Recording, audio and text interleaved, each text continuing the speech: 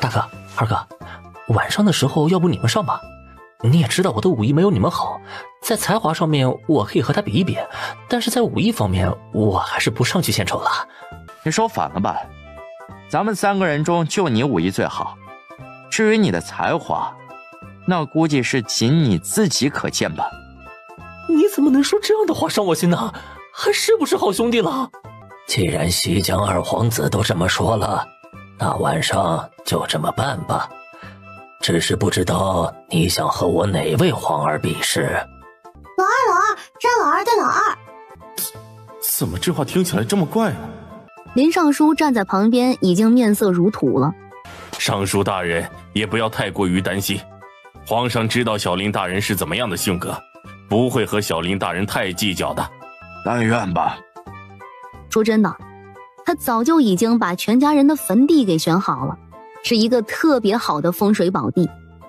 有一个这么爱闯祸、这么爱看戏的小女儿，他可不得为全家人的未来做好打算吗？你不要污蔑我好不好？我才不会乱杀人呢，更何况是这么一个开心果。早就听闻太子文韬武略，不如今天晚上就让我和太子比一比。不是说让老二对老二吗？怎么这人突然挑中太子了？他的身份是二皇子，他不应该也挑二皇子吗？咱们太子的武艺怎么样？还可以，和这个西江二皇子不相上下吧，不过力气可能没有他的大，最好能一巧取胜。系统，今天晚上你帮忙找破绽，帮忙想办法，然后我吼出来告诉太子。他们也没有说不能场外援助啊。放心吧，我绝对帮忙找破绽，让你们太子干了他。干了他，还是不必吧。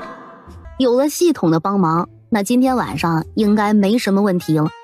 这林家小丫头虽然平时行事放荡不羁了些，但还是挺关心国家的。哼，不错不错。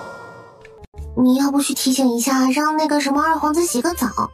虽然他在武艺方面和太子不相上下，但是加上这毒气攻击，那攻击力可是直线上升啊。那个什么二皇子，麻烦你晚上参加宴会的时候洗个澡，你身上的味儿有点大。毁灭吧！西江二皇子被他这一嗓子喊得直接在门口绊倒了。不必答谢我，我也只是好心提醒你一下而已。这人还挺有礼貌的，居然还朝我跪了下来。他们国家道谢都这样吗？林默觉得自己刚刚发挥的特别好，嗓音洪亮，语气真诚，不然这个人怎么可能会跪下呢？肯定是被他真诚的提议给感动了呀。干嘛呢？人家这么感动，我和人家聊两句怎么了？想不到大雍朝居然还有女官啊！也不知道这是哪家的小姐，生的倒是花容月貌。西江二皇子要是没什么事情，就先退下吧。你说这林尚书是怎么养出这么一个跳脱的女儿的？明明他家的大儿子和大女儿的性格都是端方稳重的，怎么这个林默是这样的性格呢？林默应该是他们夫妻俩亲生的吧？说什么呢？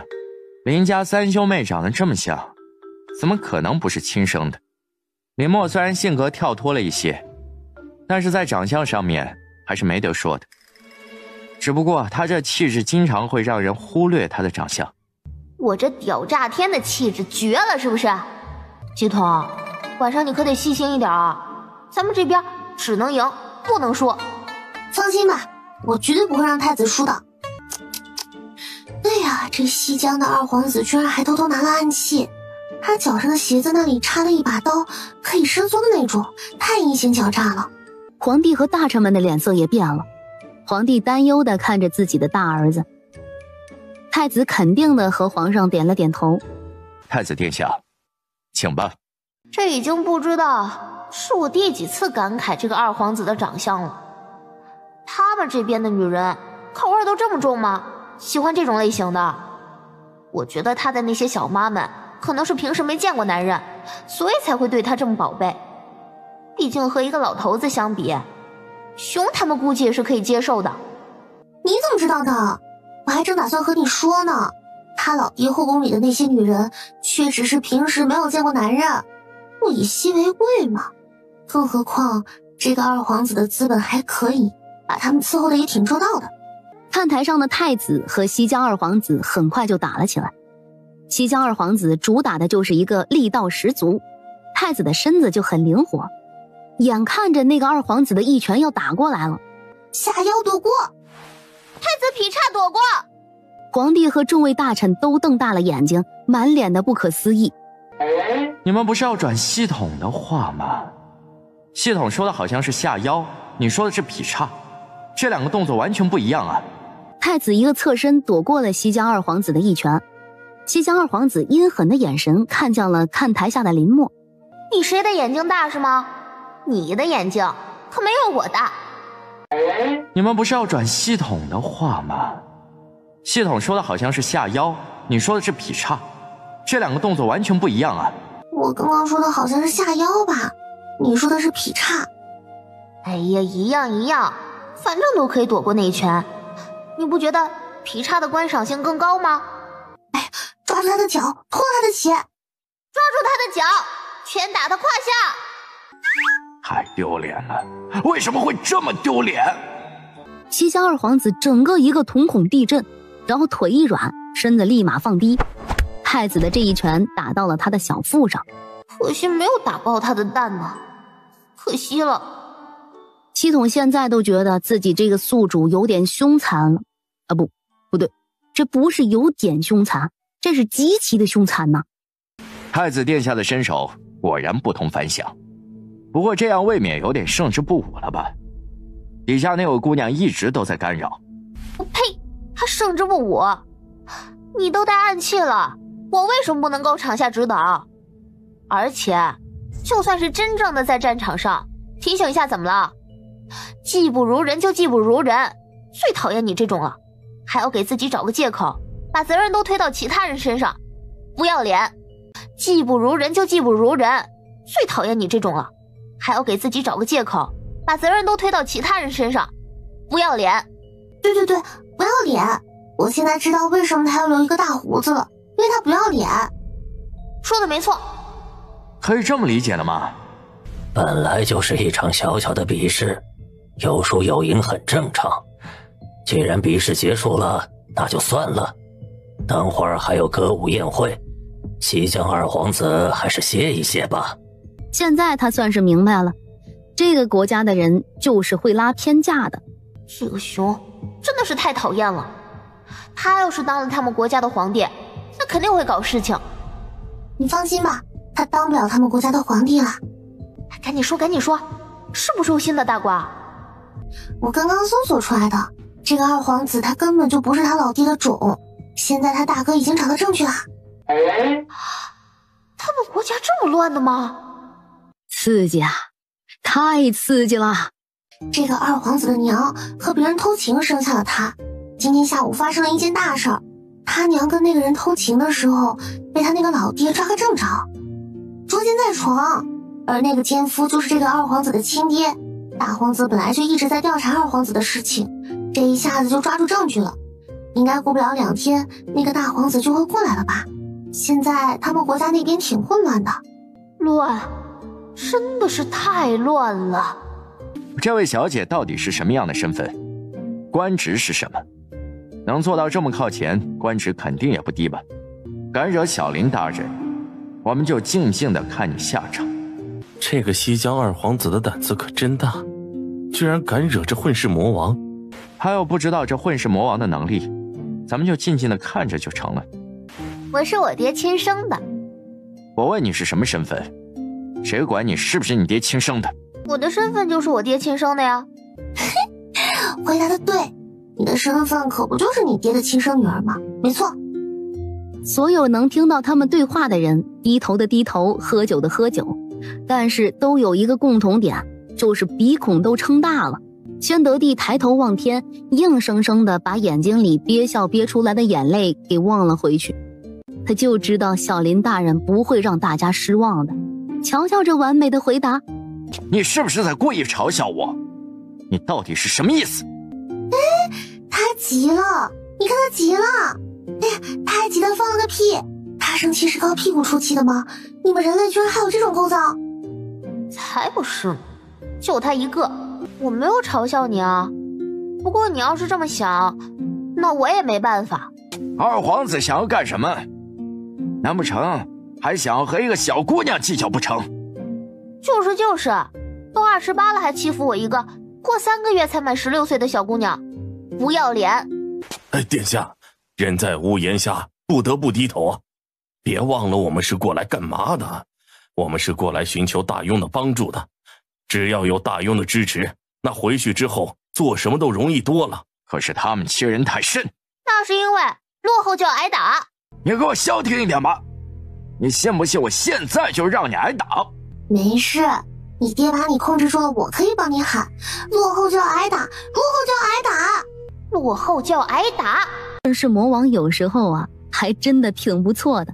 既然是过来寻求帮助的，那就得夹着尾巴做人，总不能来找别人帮忙还趾高气扬的吧。这一场宴会，林默直接把这个西江二皇子气得螺旋升天。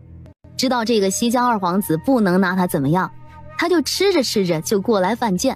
我说我爹亲生的女儿呢。这小混蛋根本就控制不住他。林默现在这么肆无忌惮，也是因为发现了皇上在这种小事上面对他那真的是放纵的很，而且皇上的脾气也很好。是的，我的脾气真的非常的好啊。你又喝酒，在这个场合你喝什么酒啊？闭嘴！这个场合我开心喝点酒怎么了？而且我爹在这儿呢，我爹在这里，还担心什么？呵呵，我感觉你要玩。你爹不要你了，你不知道这件事情吧？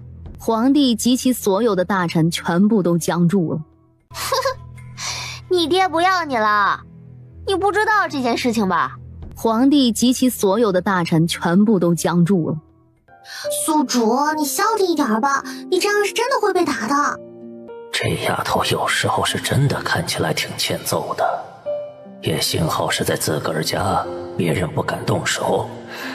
要是在别的地方，这要是不被打死才奇怪了。林尚书看着自家这个糟心玩意儿，已经不想管了，反正只要保证他不被人揍就行了。我能问你几个问题吗？这小祖宗什么时候这么礼貌了？宿主该不会是被什么上身了吧？怎么一下子变得这么礼貌啊？有什么问题你问吧。林尚书看到他的动作，突然觉得太阳穴一跳，心里有了一种特别不好的预感。你又不爱洗澡，身上体毛又这么重，还长这么多胡子，那你是不是身上会长虱子？你的胡子里面会长虱子吗？虱子会咬你的嘴巴吗？你又不爱洗澡，身上体毛又这么重，还长这么多胡子，那你是不是身上会长虱子？你的胡子里面会长虱子吗？虱子会咬你的嘴巴吗？小林大人的关注点果然与旁人不太一样，佩服佩服。哪里？哎，真不愧是你呀，宿主，难怪你要和人家拉开距离。要是我都想打你。你赶紧回答我的问题啊！你说好了回答我的，你该不会说话不算数吧？我没有虱子，胡子里也不长虱子，虱子也不咬我的嘴巴。怎么和他想象的有点不太一样呢？这位小姐，我敬你一杯。咦，你的手指甲里怎么还有泥呀？不是和你说了参加宴会之前要洗澡吗？你洗了没？洗了，不过他没有注意到手指甲。哎呀，他的手指甲还真的挺脏的。宿主，这杯酒不能喝，脏。这个宴会是他们参加的最好笑最刺激的宴会，以后有这样的宴会都把这个小祖宗请过来参加吧，太好玩了。你年纪轻轻的怎么拿酒杯手还这么抖啊？身体不好就要去看大夫。我们大庸朝的太医医术可好了，等宴会结束之后你可以去看一看。宿主，他好像不是有病，好像是被你气的。切，这就生气了？我是正常的和他聊天对话好不好？我每一句话都说的特别的真诚。你也看到我真诚的脸了，真诚无敌。你给我滚！不要在我面前站着！二皇子，冷静一点，不要和女子计较啊！他进化了，终极进化。什么进化了？宿主，你在说什么呀？他不是发疯了吗？怎么你说进化了？数码宝贝终极进化，人熊兽，人熊癫狂。这个我知道。你见过人熊兽吗？这世上有这么一种动物吗？没见过，不过应该就和这个西江二皇子现在这个样子差不多吧。你说的好像有道理。最后这个西江二皇子是被太医一针下去才让他安静的。我不要走回去。那你要怎么回去？让人把你抬回去吗？爹，我要坐你脖子上回去，就和小时候一样那种。你认真的？万万使不得呀！你爹的脖子会给你做断的。旁边偷偷看戏的官员们已经快要笑疯了。林尚书，孩子难得提一回要求，要不你还是答应他吧。你们家中孩子也没有比我家这个大多少吧？要不回去你们也让他们骑一骑？算了算了，惹不起啊！你这么大一只，你是真的想要了你爹的老命是吧？我爹风华正茂，我怎么就要了他的老命了？小时候我也这么骑过他的脖子，为什么现在就不可以？是啊，为什么现在就不可以？看你女儿多么期待，赶紧让她骑骑吧。赶紧给我起来！你小时候那才几岁，你现在已经快16岁了。爹，虽然你的脖子不能让我骑，那你趴下吧，我骑你的背上，你爬回去。爹，虽然你的脖子不能让我骑，那你趴下吧，我骑你的背上，你爬回去。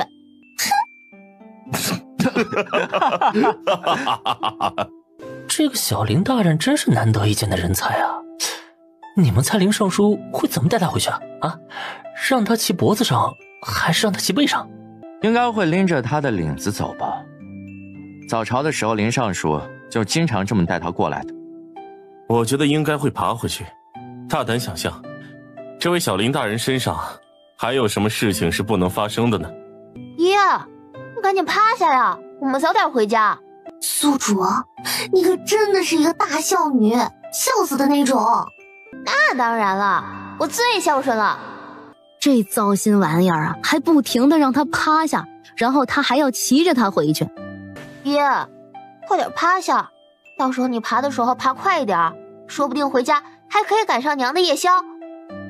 周围的人已经快要笑疯了，要是自己家有这么一个女儿，那真的是会被气死。但是别人家有一个这样的女儿，那真的是太好玩了。他们简直都不敢想象尚书府每天会有多热闹。爹，这样我很不舒服的，等会儿会吐的，我不要自己走回去。你要是不愿意自己走，那我就把你扔在这里，让你自己在这里睡一晚。爹，你不爱我了。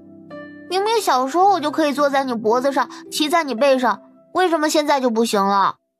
你为什么不愿意趴下驮着我回去？因为我还想要我这张老脸，要我这条老命。我又没有要你的命。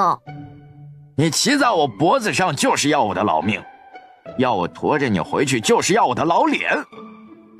爹在这里干这么多天也不容易了，你就稍微体谅一下我吧，别让我在这把年纪把脸丢尽了，行不行？果然儿女都是前世的债呀，还好我不会生孩子。林尚书对他家的孩子居然还挺好的，居然还在孩子小的时候陪他们这么玩过，不错不错。赶紧把二小姐带回去，晚上派一个人守着她。喝醉的人要好好照顾，万一晚上呕吐挡住了口鼻，那就危险了。这是怎么了？今天的宴会举办的成功吗？木儿没有惹什么事情吧？林尚书喝了一声，回想了一下今天晚上发生的事情，他觉得最刺激的估计就是今天晚上了。不过以后估计还会有更刺激的事情吧。我就知道，有那丫头在场，事情就不会很简单。但是又有点莫名的好笑是怎么回事啊？昨天晚上宿主又给我贡献了不少的能量，我现在已经完全可以自产自销啦。林默这一觉直接睡到了大中午。对于昨天晚上发生的事情，他已经接受得很良好了，毕竟又不是第一次醉酒了。宿主，你今天怎么这么正常？上一次你醉酒醒过来之后，那叫一个要死要活。你今天该不会是受刺激了吧？一回生二回熟，这有什么刺激的？而且我觉得我自己的进步已经很大了。你是说你的酒量吗？一回生二回熟，这有什么刺激的？而且我觉得我自己的进步已经很大了。你是说你的酒量吗？不，我说的进步是这一次我没有要骑别人的儿子回来。可是你要骑的是自己的老爹。我说你好好的一个朝廷官员，行为举止能不能不要这么猥琐？我这不是怕爹出现吗？他要是知道我醒了，肯定会揍我一顿的。昨天晚上宴会发生的事情，今天已经传遍了，大家都在开这件事情的玩笑。林尚书，怎么没有驮着你女儿出来呢？小林大人在家里应该也挺无聊的吧？不如尚书大人把她带出来玩一玩。他是坐骑吗？还驮着那个玩意儿？西江二皇子自从晚上回去之后，现在整个人都病了。大家根本就不能在他面前提林默的名字，听到这个名字他就发疯发癫。你看你把人家给刺激的，人家一听你的名字就发狂。你看你把人家给刺激的，人家一听你的名字就发狂。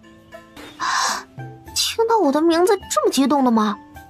那我给他的印象也太深刻了吧。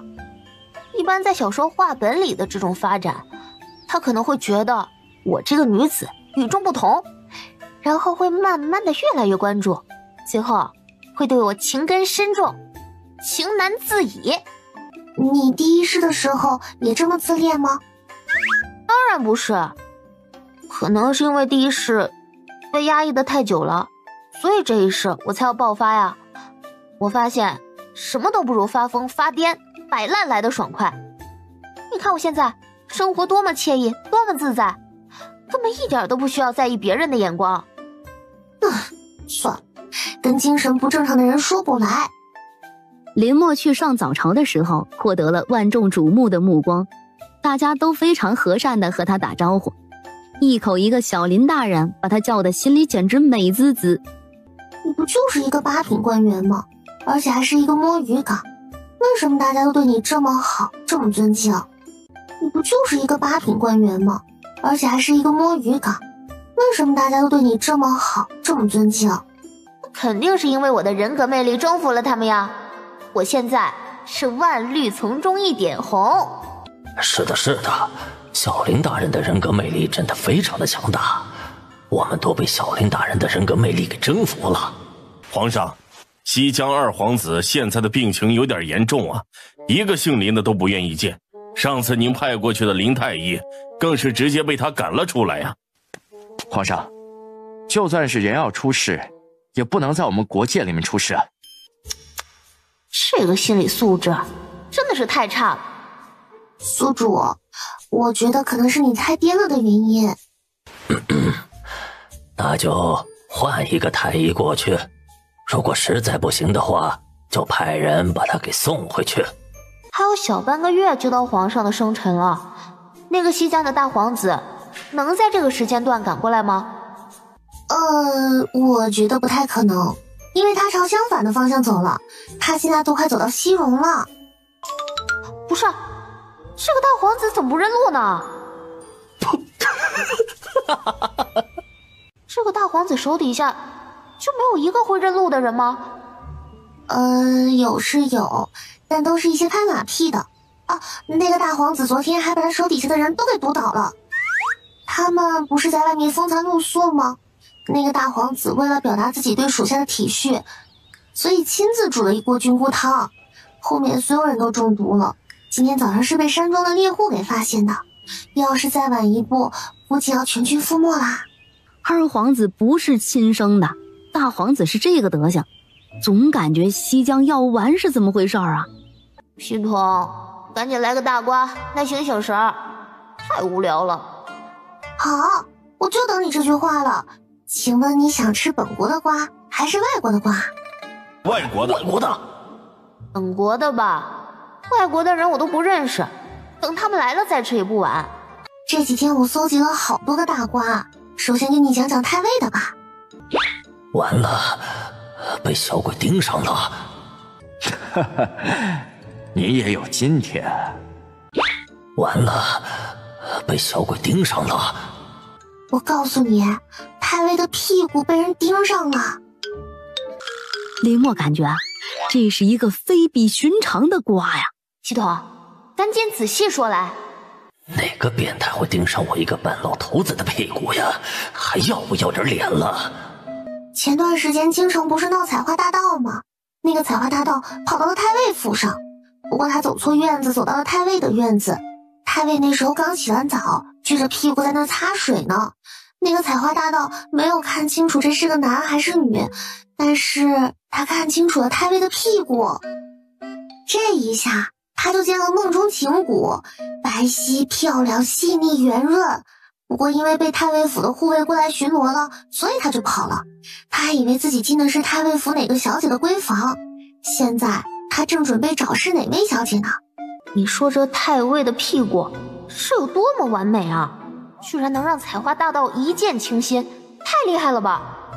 我看太尉的长相也不是那种白皙娇嫩的呀。其实他身上的皮肤还是挺白皙娇嫩的，他原本的底子不错，只是自己不注意保养罢了。他那3个女儿的皮肤都很好，都是遗传的他。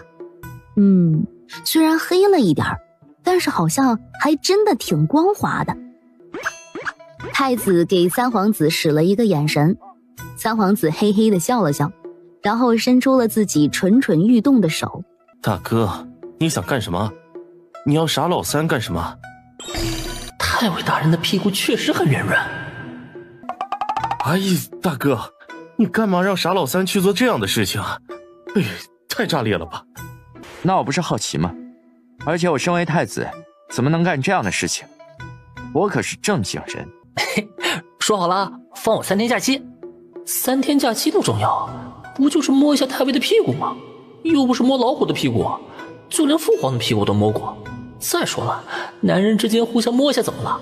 又没有少一块肉，你们说是吧？忍住啊，忍住啊，一定要忍住，一定不能御前失仪。你说这个采花大盗多少岁啊？长得好不好看啊？刑部的官员立马开始竖起耳朵听着，这个采花大盗是一定得抓住的，所以必须得听清楚采花大盗的长相特征。对，他们才不是好奇呢，他们这是在办案。长得不是太丑，也不是太好看，身高和你差不多，但是非常的瘦。他因为身材娇小，经常会扮成女子出入各种场合，而且也会装扮成女子来给自己搜寻目标。那这人太矮了吧？是啊，太矮了吧，和一个15岁的丫头差不多高，难怪可以装扮成女子。现在已经有女子去衙门报案了，估计这件事情大臣们也会很快知道的。而且今天晚上那个采花大盗就已经决定要向太尉府下手了，他还打算把太尉府的3位小姐一起抢走，到时候再慢慢的查，反正这3个小姐个个长得花容月貌，全部抢走也行。而且现在他已经向太尉府发出了通知，太尉一回去之后就会知道的。这人也太恶心了，去干坏事之前还要先和别人通知一下吗？他这边未免也太自信了吧。混账东西！系统，我有办法了。这个采花大盗最先看中的不是太尉吗？那就先让3个小姐躲起来，让太尉去引诱那个采花大盗。苏主，你是认真的吗？你想要太尉大人光着屁股去引诱采花大盗？太辣眼睛了！我本来以为我的脑回路已经够惊奇了，没想到你居然比我更加惊奇。我什么时候用太尉光着屁股去引诱采花大盗了？我是想让他男扮女装而已，然后以背影去引诱。所以有什么区别吗？你们这一人一桶，不愧是能够玩在一起的，半斤八两。大人，小林大人的这办法其实是很不错的。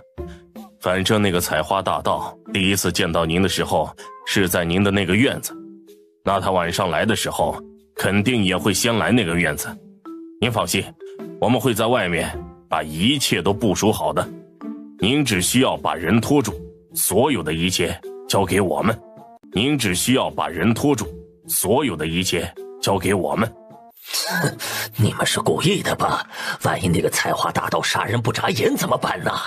我们会安排人在您身边保护您的，而且今天晚上我们打算向陛下申请小林大人辅助，有他在一定没事的。既然第一次见面的时候采花大盗看中的就是太尉大人的屁股，那肯定要把这个露出来才能够引诱他呀。所以身上只需要穿一件薄纱就行。你也要顾虑一下太尉大人呢，人家40多岁的人了，活了这大半辈子也不容易了，你好歹得维护一下人家的脸面啊。系统难得做了一次人呐，不对，他好像本来就不是人。所以我的办法是让太尉一人出击，以身诱敌，在床上击杀采花大盗，我们所有人都不出现，这样不就维护了太尉的脸面吗？不过太尉这件事情也算是给他们长了一个教训，以后洗澡的时候绝对要把门窗关紧，最好啊还要让人守在那里。宣德帝现在心里就一种想法，今天能不能去太尉府看抓贼，最好能看到太尉亲自去引诱那个采花大盗，这样的场面可是难得一见呐。我居然觉得你说的好像还有点道理，你要不等会儿下朝之后，我找机会和太尉大人说一下。不用了，这件事情我已经知道了。下朝的时候，林默直接被他爹给提走了。为了太尉不被气死，所以还是赶紧把这个丫头给带走吧。这该怎么办呀？这贼人为什么会盯上我们家呀？别害怕，有我在呢。等晚上的时候，你们就找个地方好好的藏起来。今天晚上刑部那边会派人过来抓贼人。下午那些官员们陆陆续续都到了太尉府，林默也乐呵呵的自己过来了。你们这看戏的样子有点太明显了吧？我等会儿就要陷入危险之中了，你们居然还这么轻松的过来看戏。我感觉他们好像都已经准备好了呀，今天这个采花大盗必定落网。不过怎么来的人这么多呀？看来太尉在朝中的人缘还不错，大家都很关心他。如果太尉用我的方法，那绝对会抓住采花大盗的，美人计也是36计之一呢。大人，衣服我已经给您准备好了，等会儿您就梳妆打扮，脸上黑一点没关系，等会儿多敷上一些粉就行了。我有说要男扮女装吗？你们不要给我乱来呀！哎呀，这已经是目前最好的办法了。难道你不想早点把这个采花大盗给抓住吗？你愿意一直有一个人觊觎你的屁股吗？只要今日的计谋成功，那你以后就再也不用担心自己的屁股了。我怎么发现你们这些人是真的越来越不正经了？我以前那些正经的同僚都哪里去了？想不到和我有相同想法的人居然这么多，看来我也很适合查案办案呢。有点期待太尉穿女装是什么样的。不过最想看的还是他的屁股，他能不能把屁股给我再看一眼？就一眼。估计不太行，在这里露出这样的隐私部位是要负责的。你又没有实体，你也不想要一个长胡子的老婆吧？上一次看到太尉的屁股你是蹭的，所以不需要负责。要是这一次再看的话，那你就要负责了。那还是算了。我要找到老婆，一定要是一个美系统，绝对不能是一个长胡子的40岁男人。瞧瞧人家这身材，想不到太尉大人居然还有如此姿色，不错不错。也不知道我爹扮上女装能不能和他比比？我爹的脸比太尉大人好看，身材也比太尉大人高大，估计穿上女装之后也不会太像女人。你看就看，干嘛还要牵扯到我身上？背影挺好看，希望转过来之后不会吓人。应该不会吧？不过我觉得太尉的屁股还要再翘一点，他就是要把他的屁股展示出来才好，不然人家怎么可能会认得出是他？太尉大人能不能把身体转过来，让我们看一下？要不是为了保护自己的女儿，他怎么可能会做到如此地步啊？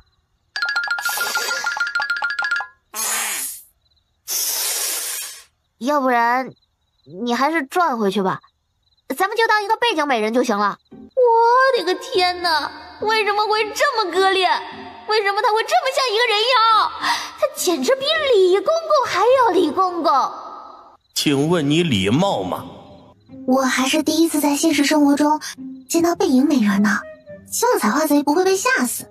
不过被吓死也不错，至少咱们的目的达到了。那咱们就得看太尉大人的发挥了。就像你说的，让咱们太尉大人变成进击的太尉。大哥，没想到太尉大人打扮起来看背影居然还不错呢。那肯定啊，能让采花大盗一见倾心的背影和屁股，那能普通吗？首先普不普通我不知道，但是我们3个人蹲在门口真的好吗？我们为什么不能和父皇一样躲在人群中呢？这3个家伙也来了，不是让他们好好的在宫里批奏折吗？哎，那个采花大盗已经来了，而且已经扮成女子进到太尉的房间了。那你怎么不早说啊？我也需要时间搜寻呢。没事没事，等会儿就太尉发挥了。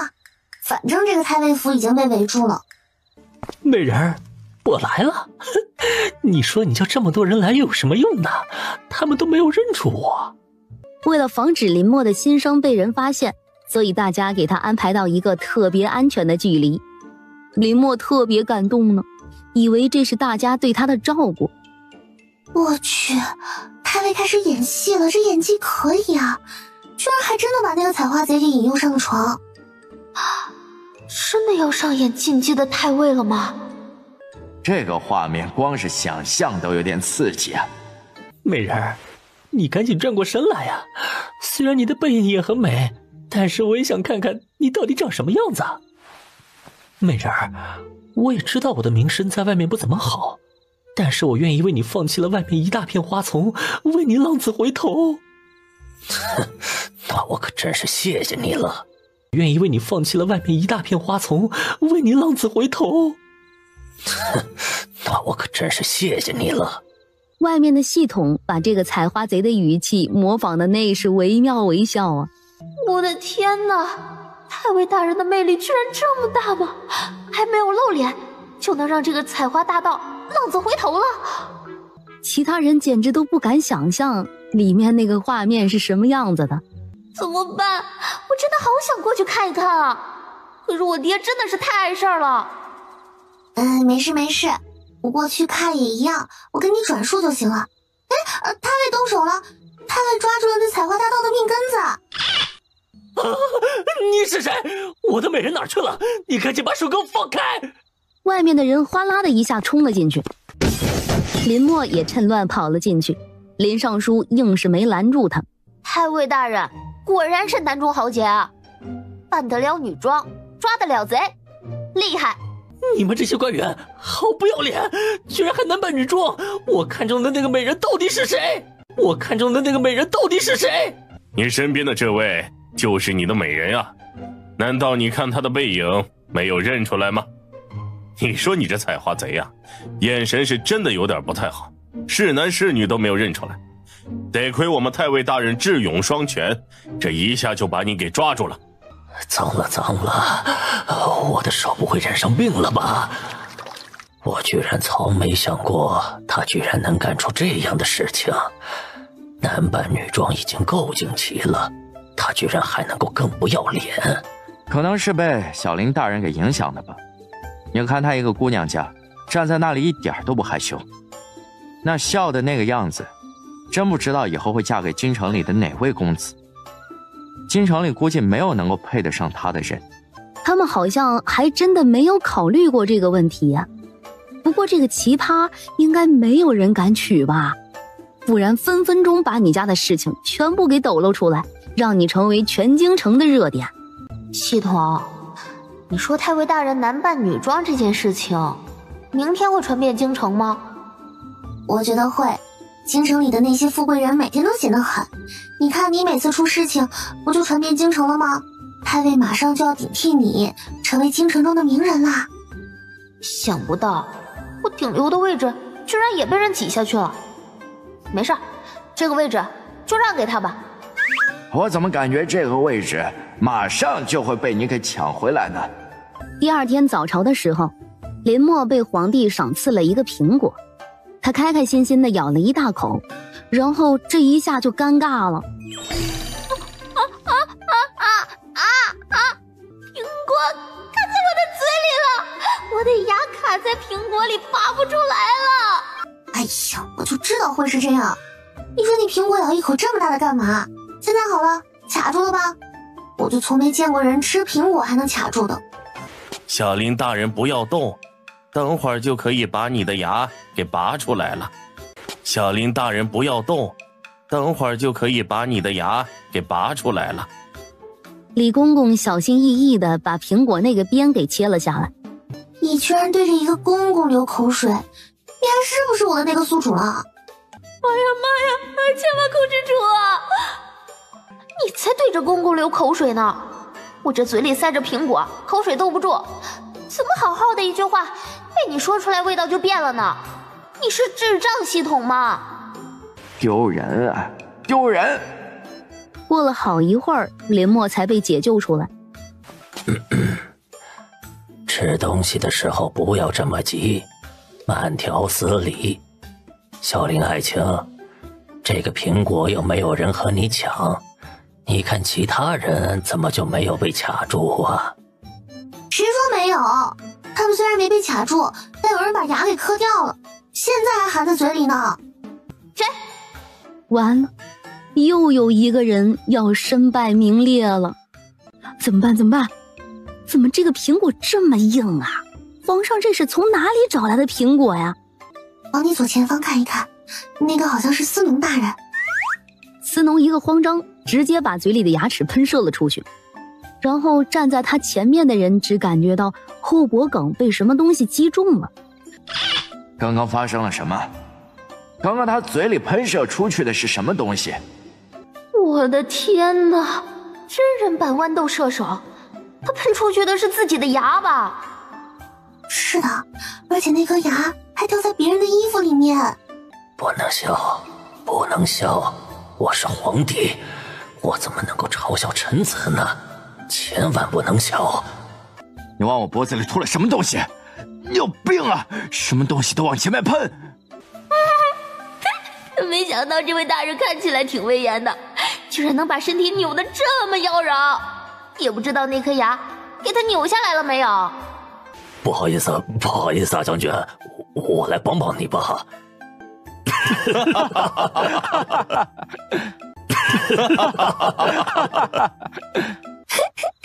行了，我感觉我的电波都给笑得动荡了。你们这里好像不能够补牙吧？所以司农大人以后就只能缺这一颗门牙了，是吧？这个我就不知道了，我对牙科没有研究。不过现在应该没有补牙的技术吧？你说你没事的时候乱喷什么牙？你要是有这个能力的话，你就去战场，直接用你的牙去喷敌军算了。我看你牙能喷多少次。不好意思，真对不起。你赶紧给我闭嘴吧你！先喷牙又喷口水，你是个喷子吗你？司农大人，皇上说了，会寻找能工巧匠为您造一颗假牙的，绝对能够以假乱真。微臣多谢皇上恩赐，只是您平时说话的时候啊，要稍微注意一点，讲话不要太重，不然这把口水喷到别人的脸上就有点不太礼貌了。哎呀，大人要是没事的话，就先回去吧，好好注意休息。那些种子的事情也不必太过于着急。你们是不知道有多好笑，司农就 biu 的一下，然后就把牙给喷到了陈将军的衣领里面。陈将军为了能把牙给弄出来，那扭的可妖娆了，比女子还要妖娆。我是真的想象不到一个武将就让身体能够这么柔软。这每天上早朝都这么热闹的吗？司农大人那颗大门牙缺了之后，他一笑起来有个洞就特别的显眼，我看到就特别想用手指插进去。你没事吧？人家的牙掉了，你居然还想把手指插到人家的那个缺口里？这有什么？要是爹的门牙掉了，那我早就这么干了。那个洞是真的很有吸引力。也不知道我们爹要是真的把牙齿给掉了，会不会讲话和司农大人一样喷口水？大哥大姐，你们两个人脸上的肌肉是一起抽筋了吗？要不要我帮你们揉一揉？还揉个屁呀！你爹来了就站在你后面呢。还揉个屁呀！你爹来了就站在你后面呢。讲啊，怎么不讲了？我没牙了，你想把手塞我嘴里是吧？我没牙会喷口水是吧？爹，我知道错了，我以后再也不拿你打比方了。爹呀！这哭喊的声音，不知道的还以为你是在嚎丧呢。他从未见过如此厚颜无耻之人。哦，不对，不能这么说宿主啊。他从未见过如此识相之人。赶紧给我滚出来，滚回你的院子里去，天天给我搞一些乱七八糟的事情。这速度是真的令人叹为观止。我觉得莫尔还是挺有武学天赋的，你们说是吧？林然嘴角抽了抽，点了点头。宿主，你说你以后能不能长点心啊？说别人坏话的时候也要眼观六路，耳听八方，行不行？你这说的也太沉迷了吧？看你哥哥姐姐那个眼睛抽的，都给你提示成这样了，你都没发现。那我不是以为他们脸抽筋了吗？谁让他们表现的这么不明显？这还表现的不明显呢。算了，不和他说了，这人就是一个缺心眼儿。总算是快要雕好了，我的水平果然还是如此的优秀。我的礼物一定能够在众礼物之中脱颖而出的。你开心就好。不知道那个丫头心目中的我是什么样的，应该是端方威严的吧？那肯定是的，小林大人绝对会把陛下您雕刻的极好。鸡头，说一说西江大皇子呗，他来了吗？还没呢，他前2天就顺利到达了西戎，然后被西戎给扣住了。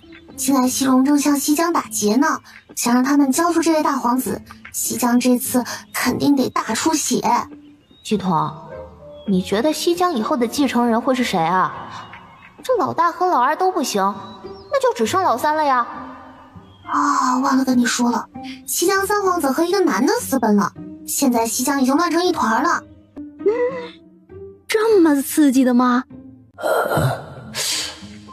我那个王叔也是和男人跑了，不过不是私奔，是光明正大的跑了。不过王叔今年算一算，好像也有60了吧？真不知道他什么时候能够把钱还回来。本来国库就不富裕，本来他们皇家就没钱，结果王叔走的时候还带走了一笔，哪有这样的呀？鸡头，和西江三皇子私奔的那个男人长什么样啊？肯定长得不错吧，不然怎么可能让一个皇子跟他私奔？那个男人也是大雍朝的人，是个认美男类型的，和你爹有点像。不过你爹长得比那个男人还要好看一点，这气质还要冰冷一点。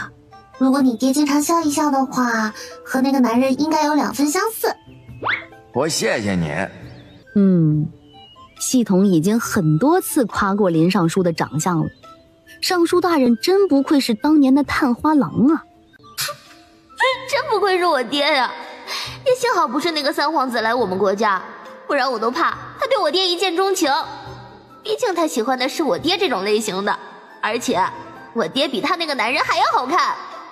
对，万一他真的喜欢上了你爹，要来和亲怎么办？硬是要嫁给你爹，那你就得多一个男姨娘了。孽女，家门不幸。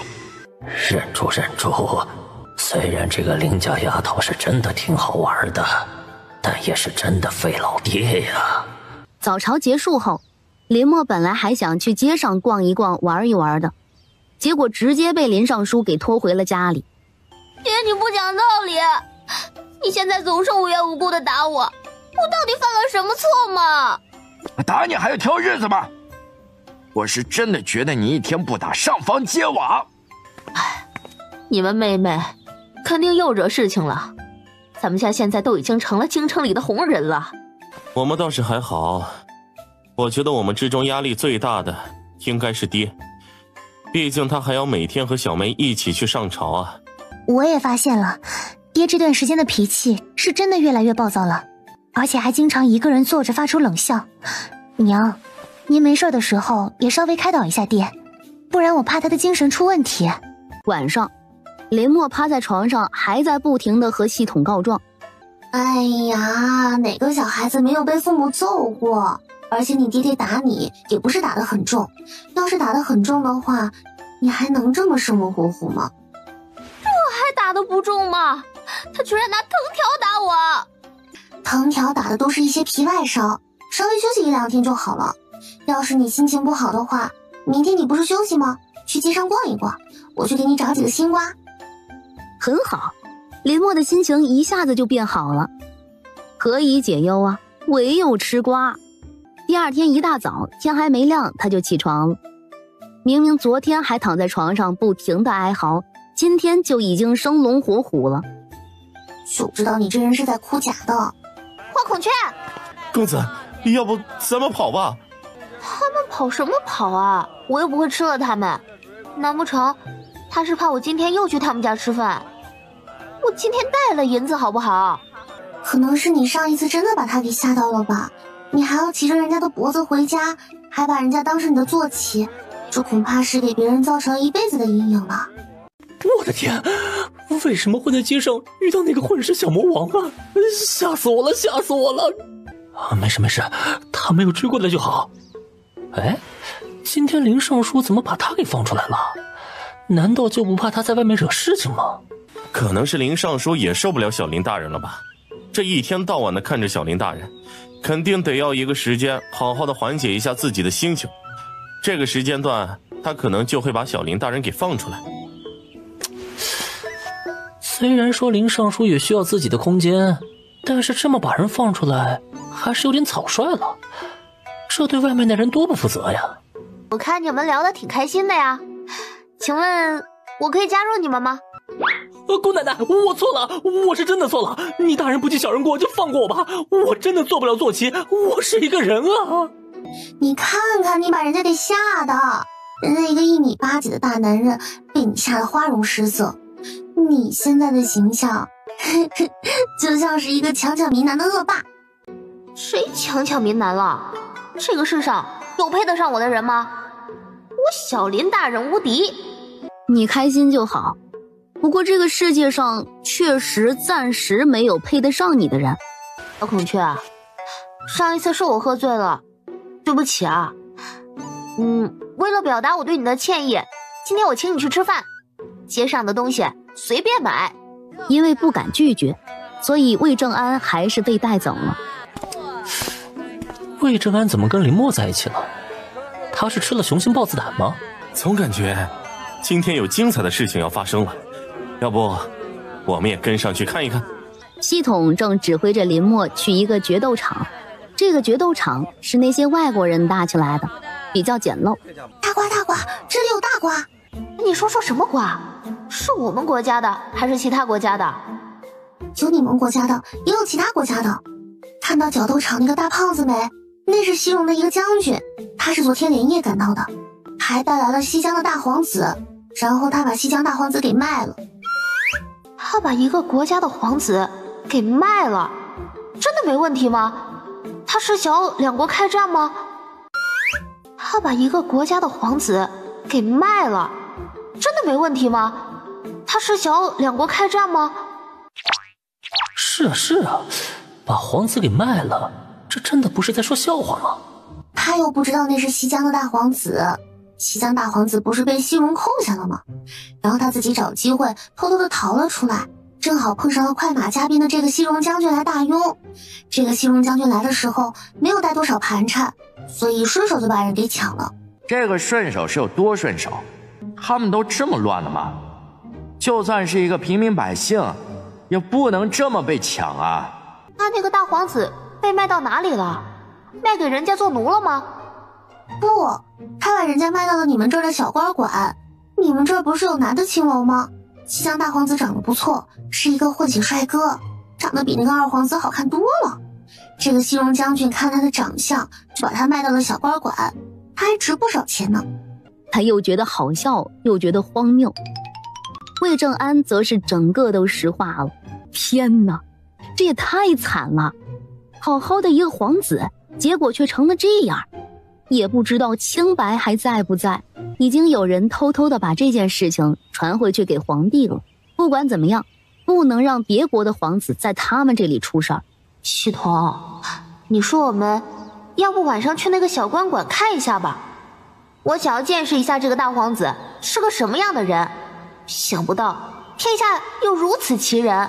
哎呀，不管什么样的奇人都比不过你。不过今天晚上是那个大皇子的拍卖第一夜，你确实可以去看一看。堂堂皇子被人卖到了青楼，所以我们这边还得派人把他买回来是吗？应该是的，不过我们可以以此要求西戎和西江共同赔偿，这样应该又是一大笔钱入账了。这是一个好办法呀。有西域使臣看到西域大皇子流落在此，所以皇上派我们来查看情况。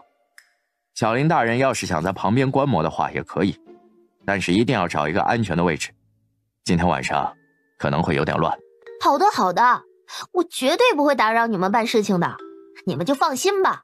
系统，感觉今天晚上会很热闹，是怎么回事？咱们赶紧找个地方好好吃瓜。各位客官，今日我们这里来了一个好货色，要是有人想与他春风一度的话，那可以出价竞拍，起拍价10两，我出10两，我出价20两，30两。不一会儿，这个大皇子就被竞拍到了300两。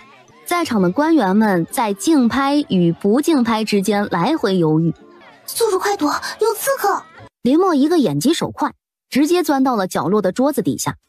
我的天哪，居然是真的刺客！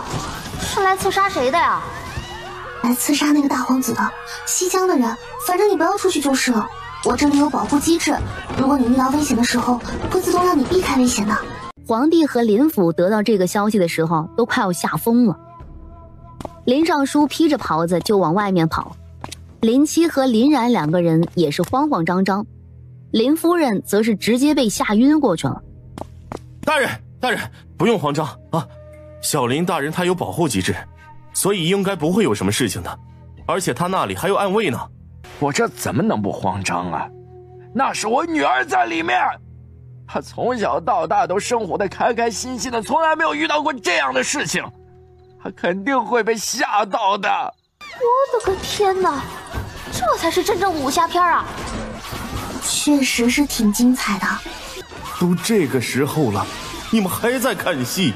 都给我住手，不然我就杀了他！为什么倒霉的人又是我？躲在那一堆的人为什么这么多？一下子就选中了我。你们干嘛这么紧张？他的刀拿的都是反的。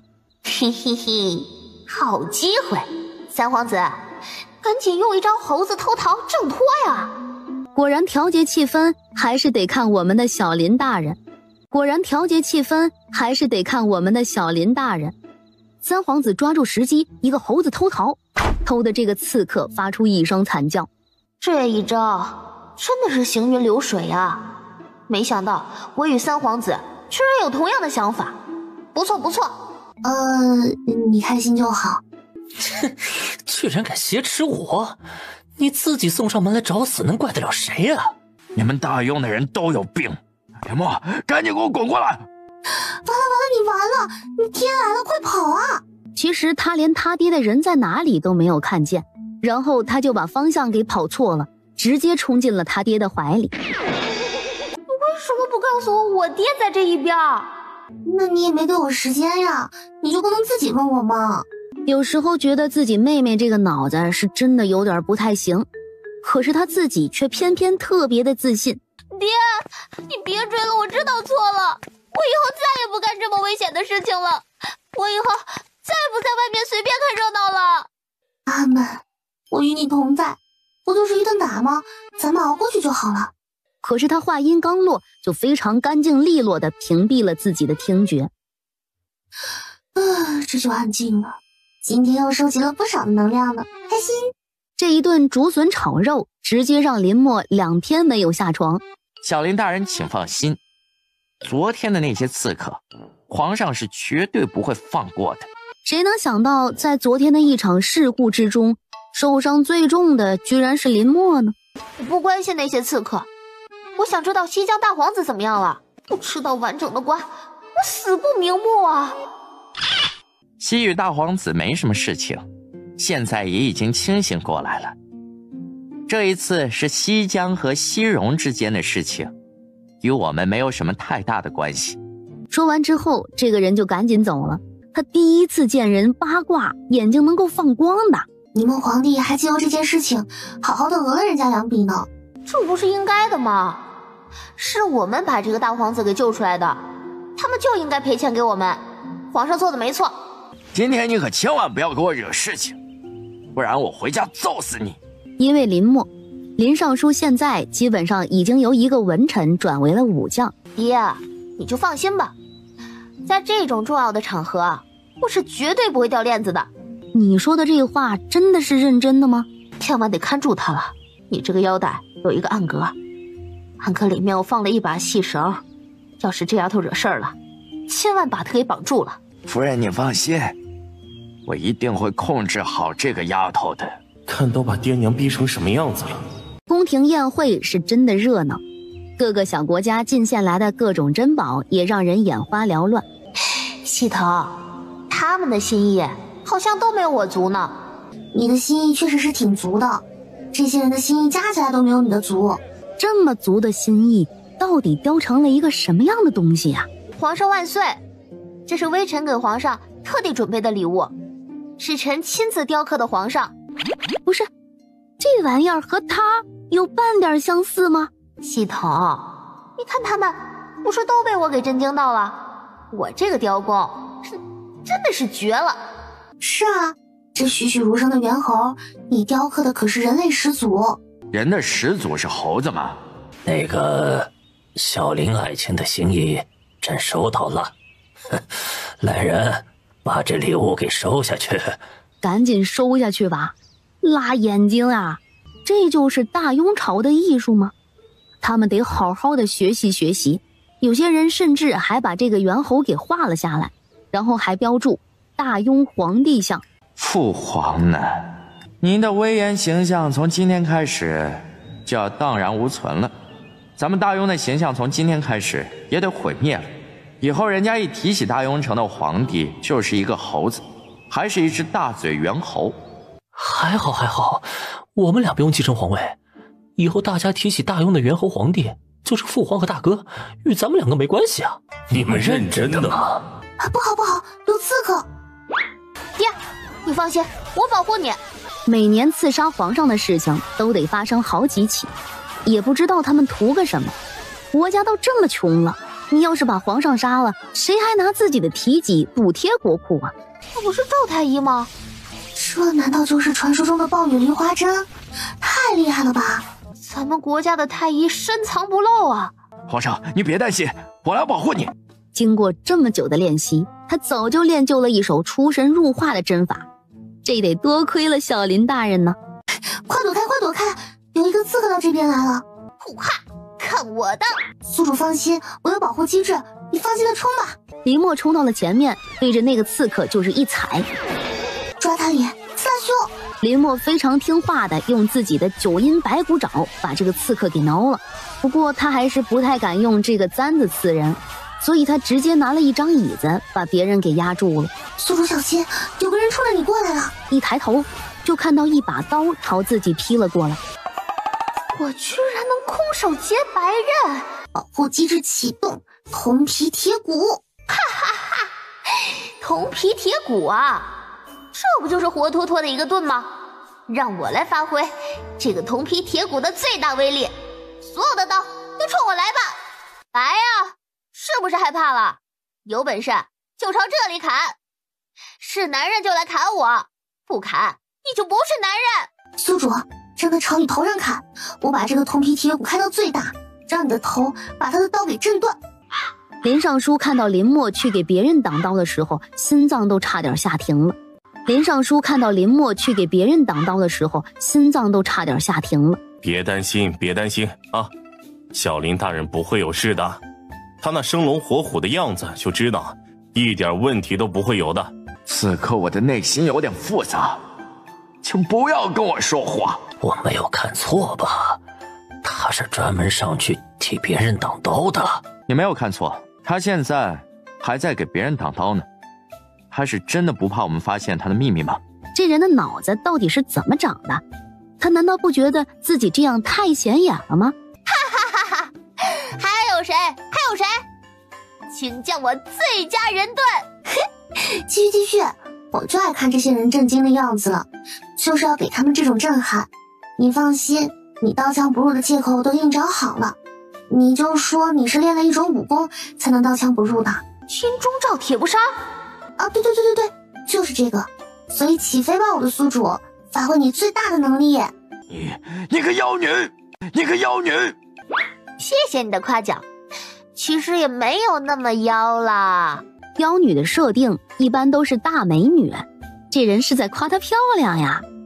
她也知道自己挺漂亮的，没想到在别人的眼里居然还达到了妖女的程度呀。让你主动冲上去，我让你去给别人挡刀，你是不是活得不耐烦了？这个丫头确实该收拾一下了，人家都是躲着，她是主动冲上去给别人挡刀，还这么嘚瑟。林默一边跑一边道歉，主打的就是一个我认错但是不改。那个林爱卿啊，小林爱卿今日也是救驾行窃，你也不要这么责怪她。不知道小林大人这刀枪不入是怎么回事啊？这个叫金钟罩铁布衫，练了这个武功就能让人刀枪不入，但是一般人练不成。我能练成的原因是武学天赋异禀，是难得一见的武学天才。平时这个技能我都不怎么用呢。哎呀，你也不要这么吹了，这牛皮都快吹上天了。哎呀，你也不要这么吹了，这牛皮都快吹上天了。就知道你的回答会不要脸，但是没想到你居然这么不要脸，还武学天赋异禀。一个娇娇贵贵的大家小姐，去哪里练这种武功？皇上，微臣还有一点家事要处理，所以就先行退下了。去吧去吧，不过千万不要打孩子了，你刚刚踹了他2脚已经够了，要是把人打坏了怎么办呢？你回去还要打我吗？感觉小林大人今天性命危矣是怎么回事啊？希望明天上朝的时候能够看见他吧。给我打，狠狠的打，不打他是不知道天高地厚了。林默的惨叫声直接响到了晚上。唉，太惨了，希望明天小林大人能够好好的。来了没有？来了没有？怎么还没来呀？该不会他今天真的不来了吧？没有呢，林尚书也还没有过来。不过尚书府没有让人过来告假，所以应该今天会来的。最后终于在快要上早朝的时候，林默在万众瞩目中登场了。最后终于在快要上早朝的时候，林默在万众瞩目中登场了。你这 O 型腿外八字的走路姿势实在是太霸气了。哼，霸气个屁呀！我现在屁股都是烧的，稍微摩擦一下衣服都难受。也不知道我娘为什么下这么重的手，明明以前都是我爹打我的。所以我打你就不痛是吧？我的屁股好痛好烧啊！你能不能说2个瓜，给我转移一下注意力。好，我这里还真的有一个大瓜是信王的。其他人的注意力顿时就被吸引了过来，也幸好大家一心二用，都已经习惯了，不然还真的会耽误处理国家大事。嘿嘿，这你可就不知道了。自从上一次齐王的事情结束之后，大家都知道信王才是保家卫国的大功臣，所以他在民间的人气直接上涨。有些人甚至还偷偷的开始卖他的私人物品，而且还说出了各种各样的传奇色彩，还卖出了高价，但是大部分都是假的。多少钱？多少钱？最低50两银子，他越贴身的物品卖的就越高。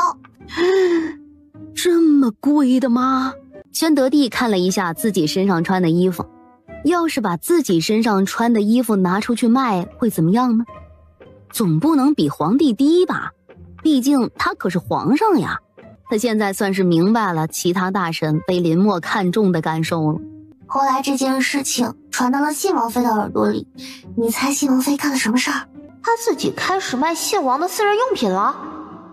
对，其中卖的最高价的是穿过的旧内裤，而且信王妃还是让府上的人出去卖的。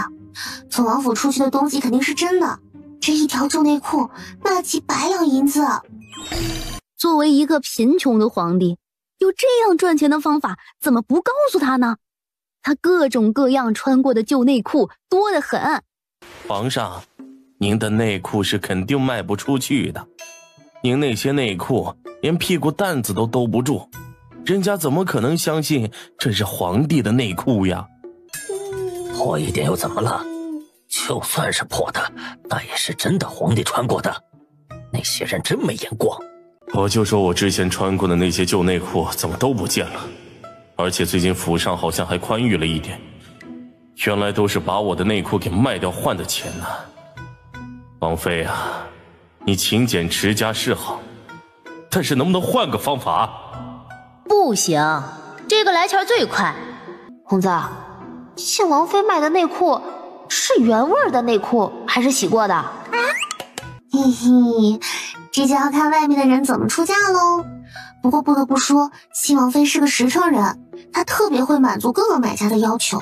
媳妇儿啊，你知不知道我今天因为你丢了大脸呐？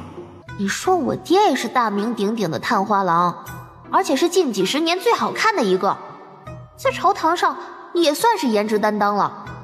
要是把他的贴身衣物拿出去卖，那价格应该也还可以吧。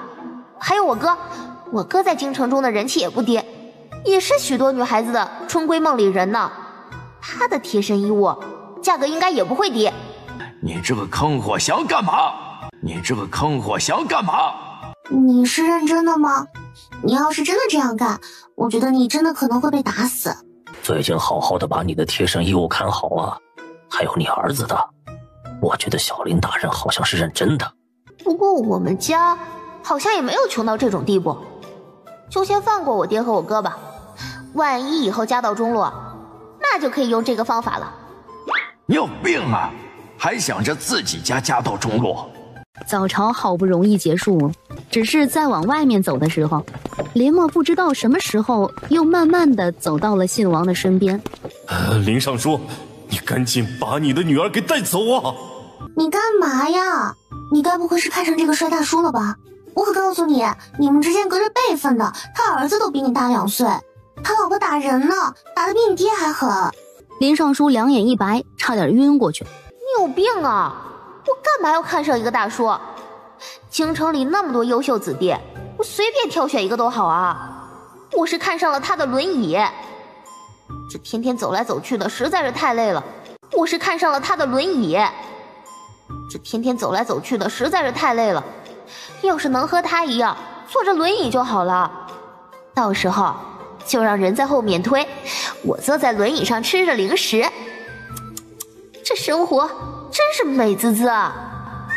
你想的倒是挺美的，人家是腿脚不便，你一个手脚健全的人坐什么轮椅？王爷，您这轮椅卖不卖？不好意思，卖不了，我还需要坐着这个出行呢。如果你真的想要的话，我可以给你推荐一个木匠，他会做这个椅子。不行不行，这坐的时间太长了，我想要一个现成的。你家有没有多余的？别生气，别生气，淡定点，淡定点。哎呀，我知道哪里有轮椅，在京城的郊外有一个贼寇窝藏点儿，他们正准备在京城制造动乱呢。他们的老大腿脚不行，所以有一张特别豪华的轮椅。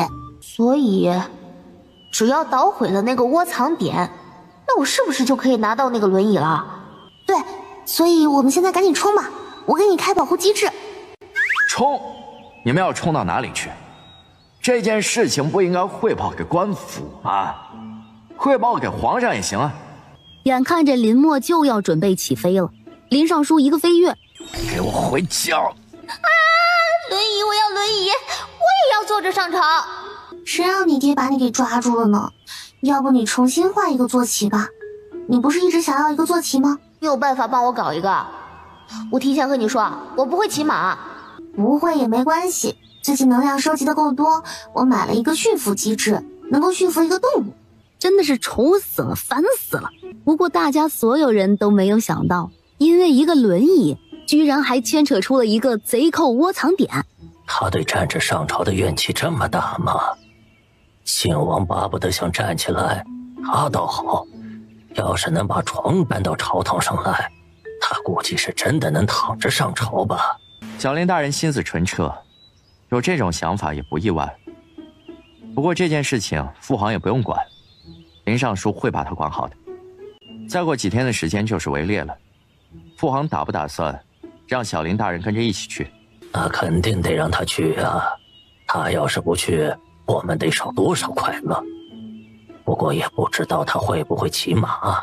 会不会骑马不知道，但肯定会骑猪。当天晚上，林默就听着系统的撺掇去了马棚。他正准备用驯服机制给自己驯服一匹马的时候，林七突然出现了，然后这个机制就打到了旁边的一头大白猪身上，系统也懵了。救命啊！救命啊！不要怕，不要怕，这只猪已经被驯服了，你现在已经完全可以控制得住它了。这个驯服机制可以提升被驯服动物的各项能力。这只大白猪，你别看它胖，它虽然速度比不过那些马，但是耐力绝对可以。我要它的耐力干什么？我不想要一只猪当坐骑。那我也没办法了呀，谁让你刚刚弄歪了？这猪上面的好像是木耳吧？这猪上面的好像是木耳吧？林默，你有毛病啊！大晚上骑着猪在家里狂奔。爹呀，我下不来了，你赶紧来救救我呀！林默骑着猪在前面狂奔，后面一大堆人在狂追。最后林默硬是被逼着学着把这只猪给控制住了。他从猪身上下来的时候，整个腿都是软的。宿主，我怎么感觉你要完蛋了呢？你看你爹娘和哥哥姐姐的表情，我总觉得有种不太好的预感。别担心，看我的，绝对不会有事情的。娘，我真的不是故意的，是这个猪自己把我给拱起来的。你们也要想一想啊，我怎么可能会脑子抽的去骑猪呢？我只是想去选一匹马当坐骑，谁知道这头猪会发疯啊？他是真的没有想过自己的坐骑居然会是一头猪。看着跪在地上一脸鬼祟的小女儿，林尚书的火气蹭蹭的往上冒。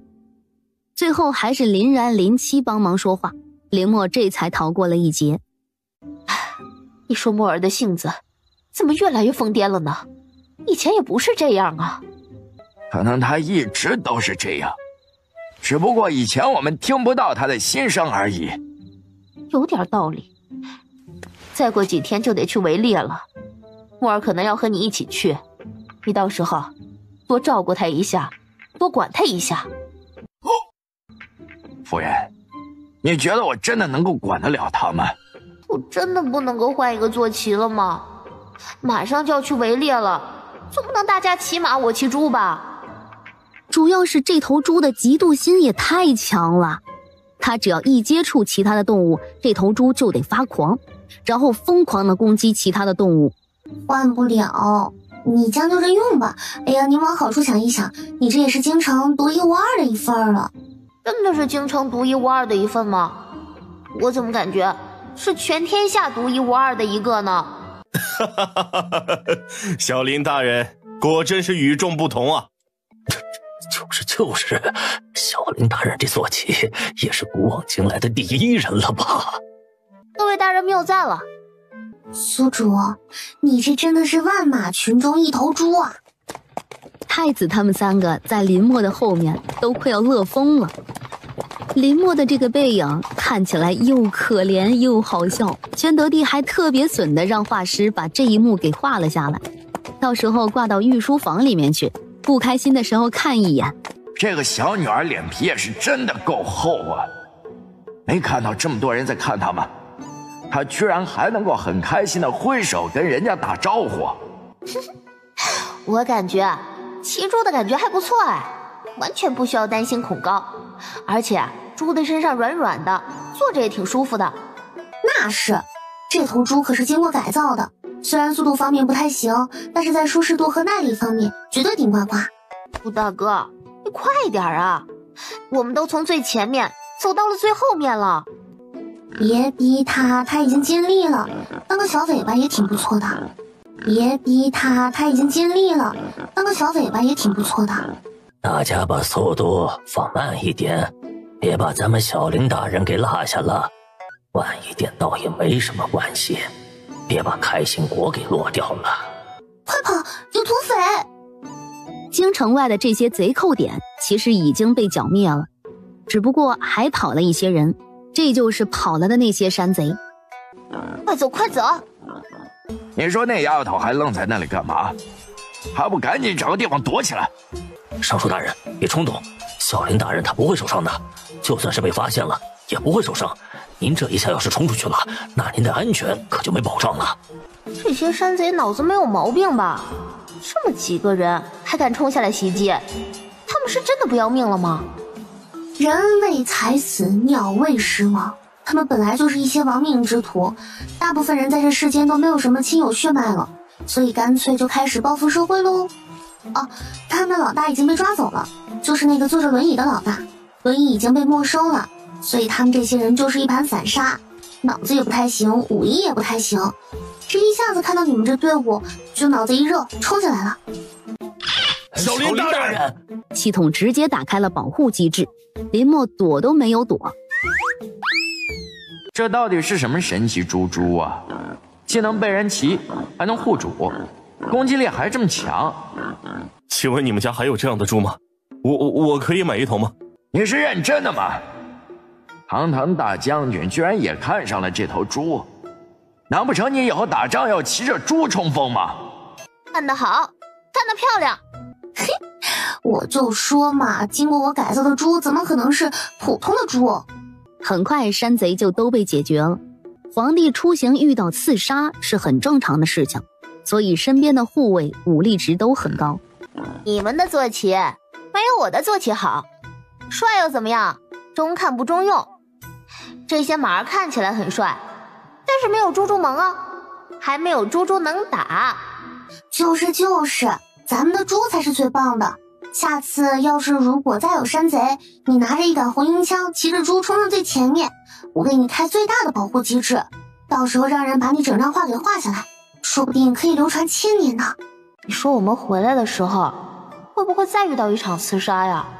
我得去弄一杆红缨枪，到时候我与猪猪所向披靡，再借陛下的国师给我画几张画，要是真的流传下去了，那我可能就真的出名了。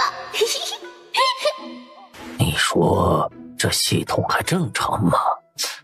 我简直都不敢想象林默拿着红缨枪骑着猪冲锋陷阵的样子，这猪跑都跑不起来呀！人家仗打完了，他可能还在路上吧。小林大人有这个心是好的，至于这个系统，可能是有什么样的主人就有什么样的系统吧。哎，都有份都有份，慢慢来，大家都可以骑一骑的。伤风败俗，世风日下，幸好这丫头不是个男人。你确定你女儿喜欢的不是女人吗？他的夫人和2个女儿现在都围在那混世魔王身边嘘寒问暖，他那夫人还被那混世魔王哄得眉开眼笑。他都没有看到夫人这样开心的笑容过呢。你确定你女儿喜欢的不是女人吗？你这问题让我怎么回答？我也想知道她喜欢的到底是男是女，我都没有期望她这辈子能够成婚。都怪你，不好好教导女儿，还给她生了一张好面容，和你以前一样，爱招蜂引蝶。这又关我什么事？是那小混账招蜂引蝶，又不是我。林尚书这完全是被迁怒了。不好了，大个儿哥，我们的后宅也着火了。还好没有把朕的皇后和妃子带出来，不然朕的后宫也得着火。小林大人，这头猪叫什么名字啊？呀，我忘记给猪取名字了，叫天蓬吧。这头猪叫做天蓬。此刻众人的眼睛看上了一个官员。不好意思，小女顽劣，还请大家不要介意。这个大人的名字就叫做陈天蓬。这头猪叫做天蓬。此刻众人的眼睛看上了一个官员。不好意思，小女顽劣，还请大家不要介意。这个大人的名字就叫做陈天蓬。系统，他们在笑什么呀？我查一查。哦，他们其中有个官员就叫做陈天蓬，和你的猪撞名了。是真没想到居然会有这样的事情发生，这个名字应该不太常见吧？突然觉得这个名字有点不适合这个猪，它叫钉耙。天蓬元帅的武器就是9齿钉耙，所以你是想要那个大人扛着这个猪去打仗吗？耙，跑快一点，把你的小短腿给我倒腾起来。钉耙，跟上我爹。快画下来，快画下来，把这父女俩全部给朕画下来。皇上，我都画了一路了。晚上就是篝火晚会，那些贵族小姐们也开始献上了自己的才艺。林默本来在美滋滋的欣赏美人儿，结果系统一句话让在场的所有人都惊掉了下巴。哼，你还咧着大牙笑呢？看到那个弹琴了的没有？那个姑娘看上你爹。林默一惊，林尚书一抖，皇帝以及众位大臣齐齐地朝那边看去。那个弹琴的小姐脸色一下子就变得惨白了，她正想站起身来为自己说话，结果不远处的三皇子妃直接一个石子弹了过来，封住了她的穴位。琴琴，你的功力越发的厉害了。公子，赶紧把这件事情给我详细的说一说，我倒想看看是哪个不要脸的居然敢撬我娘的墙角，是不是我爹不守难得了？林尚书听到这话，差点就开口为自己解释了，但是最后一秒还是忍了下来。我也是刚刚检测出来的，这些表演才艺的小姐人品都还不错，就那个弹琴的不行。那个弹琴的叫秦娉婷，我发现她刚刚一直在偷偷的看你爹，所以就把她的事儿检测了一下，这一下就不得了。我发现她刚刚一直在偷偷的看你爹，所以就把她的事儿检测了一下，这一下就不得了。她天天埋伏在你爹的必经之路上面偷看你爹，最近还在接触你哥，因为你哥和你爹长得像，他又想当你小娘，又想当你嫂子。替身文学，这是哪里来的奇葩女子？秦家这女儿也太不检点了吧！她拿什么跟人家妇人比呀？而且人家林夫人容颜清丽绝色，才情卓然，你哪里比得上人家呀？喜欢一个人有错吗？她只不过就是生得晚了而已呀。这个秦娉婷还养了好多跟你爹长相有一点相似的侍从，要么就是眼睛像，要么就是鼻子像。最后他发现跟你爹长得最像的是你哥，然后就把目光放到你哥身上。他还想通过给你哥下药，只不过一直没有机会下手。他还想从你姐姐那边下手，但是你姐姐聪明，发现他这人不怀好意，就断绝了和他的来往。他有病吧他？不过和我爹长得最像的不是我吗？我哥容貌更像我娘吧？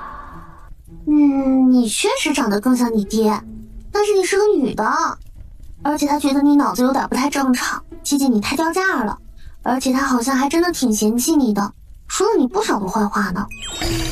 有病吧这人，他才脑子不正常呢。都40了，居然还能够吸引10几岁的小姑娘，林尚书果然风采不减呐。不过也确实好看。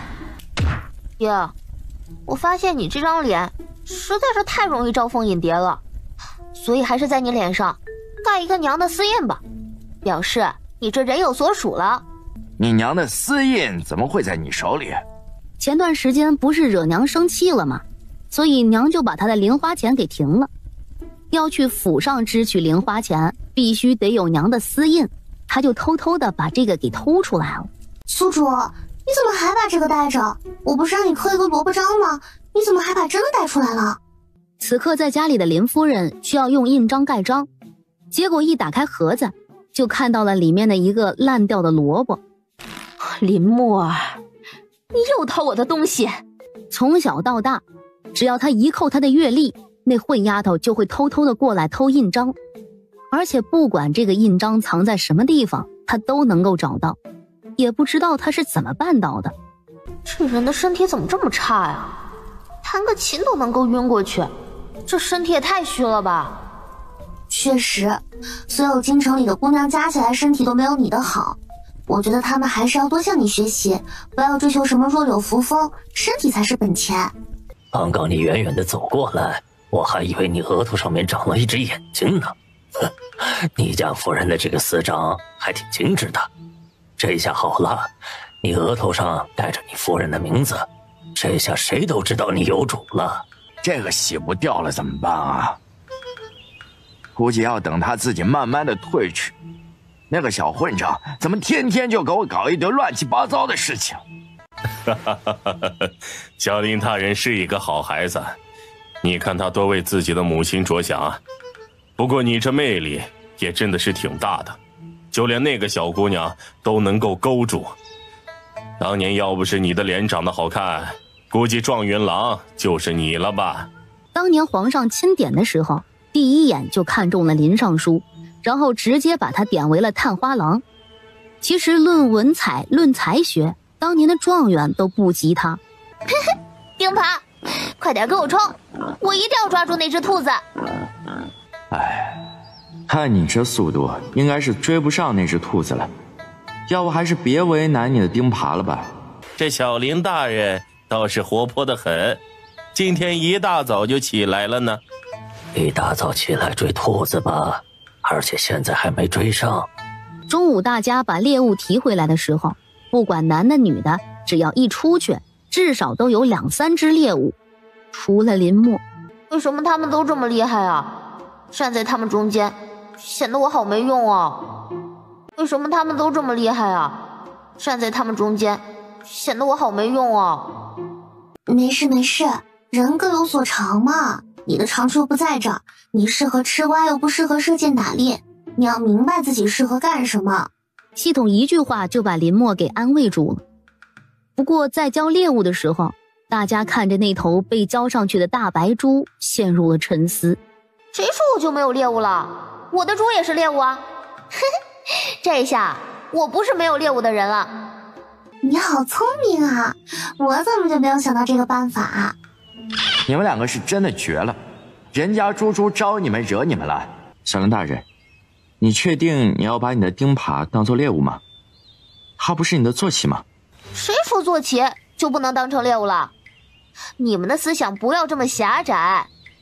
殿下，你们不是要登记每个人的猎物数量吗？登记完了告诉我啊，我再把它给牵回来。这家伙的脸皮真厚。子，来2个大瓜，陶冶一下情操。今天有太子和2个皇子的瓜，他们昨天晚上没有睡觉，混迹在一起。我去，兄弟骨科。这件事情是能说出来的吗？而且3个皇子都已经娶妻了呀。怎么会这样？他3个儿子怎么会搞在一起呢？你这系统在乱讲什么胡话？什么叫我们3个昨天混迹在一起啊？你赶紧仔细和我说清楚。哎呀，什么兄弟骨科，你想多了。人家3个都很爱自己的妻子，就是昨天2皇子被2皇子妃赶出来了，找哥哥弟弟哭诉而已。这怎么又是我啊？你这个系统是不是对我有意见？为什么会被赶出来？还是因为他的技术差吗？还好，这是二儿子技术差，不是3个儿子在一起了。要是这3个儿子真在一起了，我可就真的要对不起列祖列宗了。父皇，你觉得你这样礼貌吗？什么叫还好只是我技术差？你觉得你这样礼貌吗？什么叫还好只是我技术差？其实也不是技术差的问题，是二皇子硬要穿二皇子妃的衣服。昨天晚上他喝醉了，然后看中了二皇子妃的一套衣服，还硬生生的把衣服往自己身上套。穿完了还不说，还硬要二皇子妃夸她美，夸她漂亮。二皇子妃开始还是哄着她的，后来二皇子越来越过分，他已经不满足二皇子妃一个人夸他了，他还要穿着这个衣服出去晃悠，让其他人看。好想看一看二皇子穿女装啊！长得秀气，穿上女装应该也不差。皇上，您刚刚还差点被吓得晕过去呢。您这吃瓜的状态进入的挺快的呀，还是吃自己儿子的瓜。二皇子妃肯定不能让他穿着女装出去晃悠，所以就硬生生的把他的衣服扒了下来，换上他自己的衣服，然后把他赶了出去。二皇子被赶出来后，转头就哭着去找自家大哥和三弟，然后抱着自家大哥小弟哭了一个晚上。谁懂我们的苦啊？本来我们好好的和自己媳妇在睡觉，结果这人深更半夜来敲门，还带着哭腔，这可不吓人吗？都怪昨天的酒，昨天的酒怎么这么烈呀？我怎么感觉这二皇子的酒量比我的酒量还差呢？这位小祖宗啊，请问你这个认知是认真的吗？你真的觉得自己的酒量比二皇子的好？他虽然酒量不是太好，但绝对也没有这么差吧？你说的是认真的吗？你真的觉得自己的酒量比二皇子的好？第一次醉酒在房顶上跳舞摔下来的人是谁？第二次醉酒要骑人家儿子的人是谁？第三次醉酒要骑自家老父亲的是谁？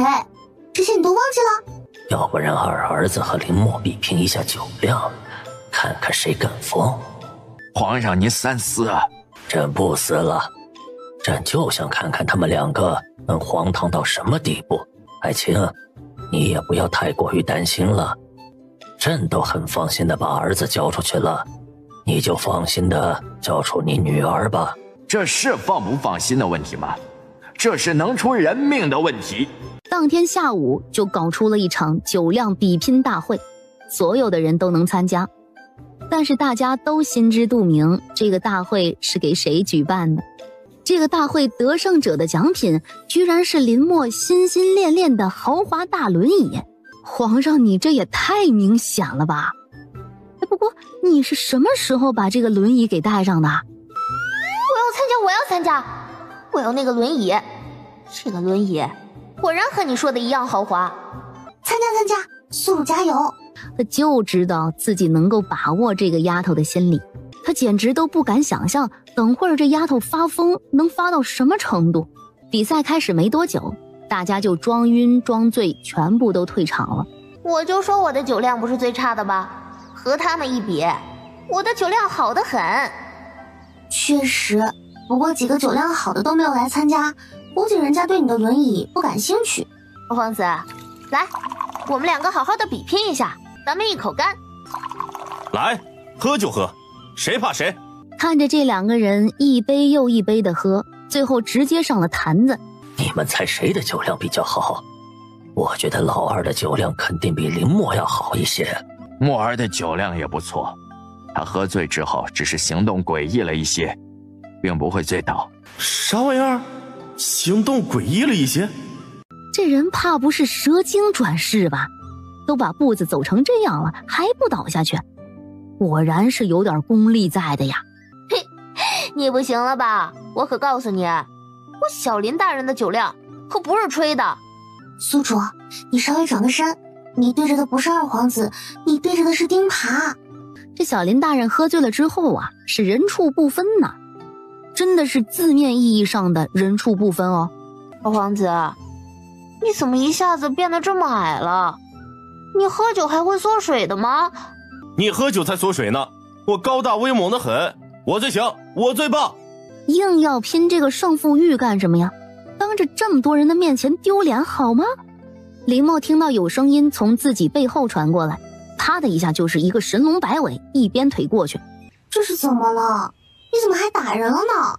在这深山老林里面，如果有人在你背后说话，千万不能回头。你们千万要记住了。你又把自己带入到一个什么地方去了？就算是醉成了这样，林默居然也没有忘记自己的轮椅。请问你能站起来一下吗？信王一脸懵逼的点了点头，旁边的信王妃顺势就把信王给扶了起来。从今天开始，我也是有轮椅的人了。哎，祖宗，你拿错轮椅了，你的轮椅不是这一个，哎，你抢了别人的轮椅。太丢人了，真是太丢人了。刚刚到底是发生了什么？轮椅怎么会被抢走了？宣德帝也算是见过世面了，见过喝酒之后疯的，但是没见过这么疯的。不过很快他就见到更疯的一幕了。龙爬，赶紧给我跑起来，让我享受一下驰骋的感觉。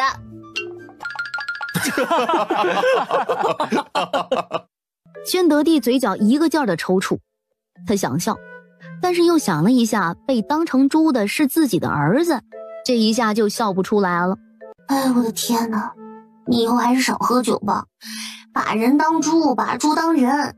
你喝醉了之后眼睛也醉了吗？我没醉。丁爬，你还趴在地上干嘛？赶紧给我跑起来！被他一鞭腿扫在地上，又被他用绳子套住脖子的二皇子风中凌乱了。丁爬，你怎么就这么懒呢？请你看清楚我是谁，你的丁爬现在正在那边趴着呢。我的妈呀，猪成精了！小祖宗，你稍微清醒一点吧，这哪是什么猪啊，这是二皇子。这怎么可能会是二皇子？二皇子不是在那里趴着吗？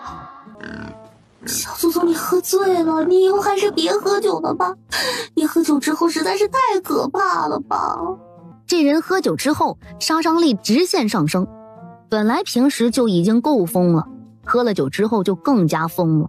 行了行了，你就别在这里耍宝了，赶紧先回去睡一觉，等睡醒了就好了。二郎神，你是不是二郎神？我爹居然是二郎神！二郎神现在让你去睡觉，你赶紧回去睡觉。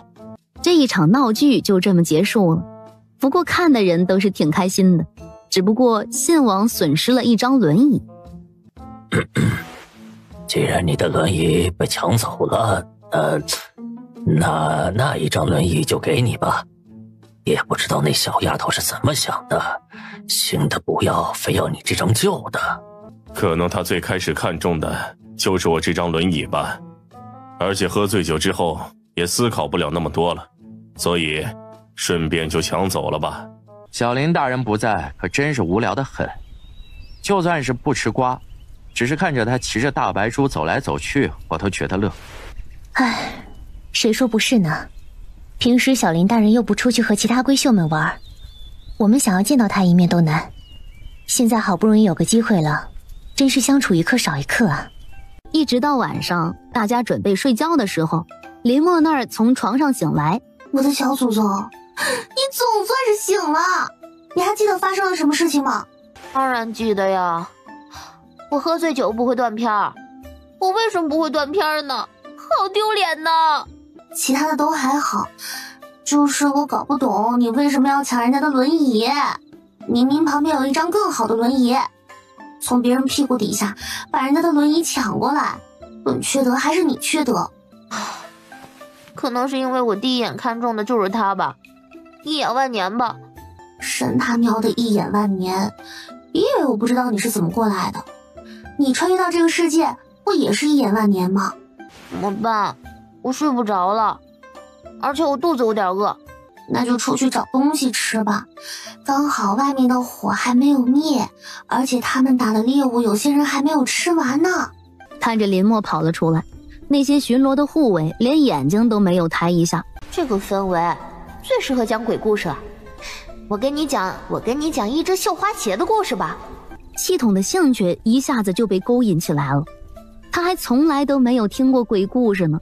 林默把自己的声音渲染得特别的低沉恐怖，绝对让人代入感满满。你有毛病啊！大半夜不睡觉，出来讲鬼故事。早知道今天就和别人换个班了，太造孽了啊！绣花鞋好恐怖，你们穿的鞋都是绣花鞋。可是我们穿的不是红色的绣花鞋啊。等回去之后就把鞋给扔掉。他们两个讲完鬼故事之后，倒是拍拍屁股回去了，只是留下了这挤帐篷的人心惊胆战，还有那几对巡逻的护卫内心也极其的想骂人。林默下半夜倒是睡得挺舒服的，第二天起来的时候也是精神满满，和那些被他吓到的人形成了鲜明的对比。超级无敌巨大的瓜，皇上的马被别人干了。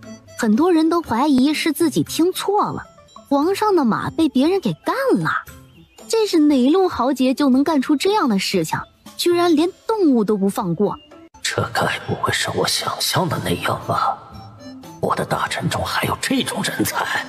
跟你说说这到底是怎么回事，详细给我说来。这件事情和中书侍郎有关，他可宝贝他那匹马了，没想到自己的马居然遭受了这样的屈辱。昨天晚上在你们都睡觉之后，中书侍郎偷偷摸黑出来了。摸黑出来去马厩抢了皇上的马？我什么时候去抢了皇上的马呀？我怎么会干出这样的事情？这系统有毛病吧？你就不能把这件事情说清楚吗？侍郎大人，还是老实一点比较好吧。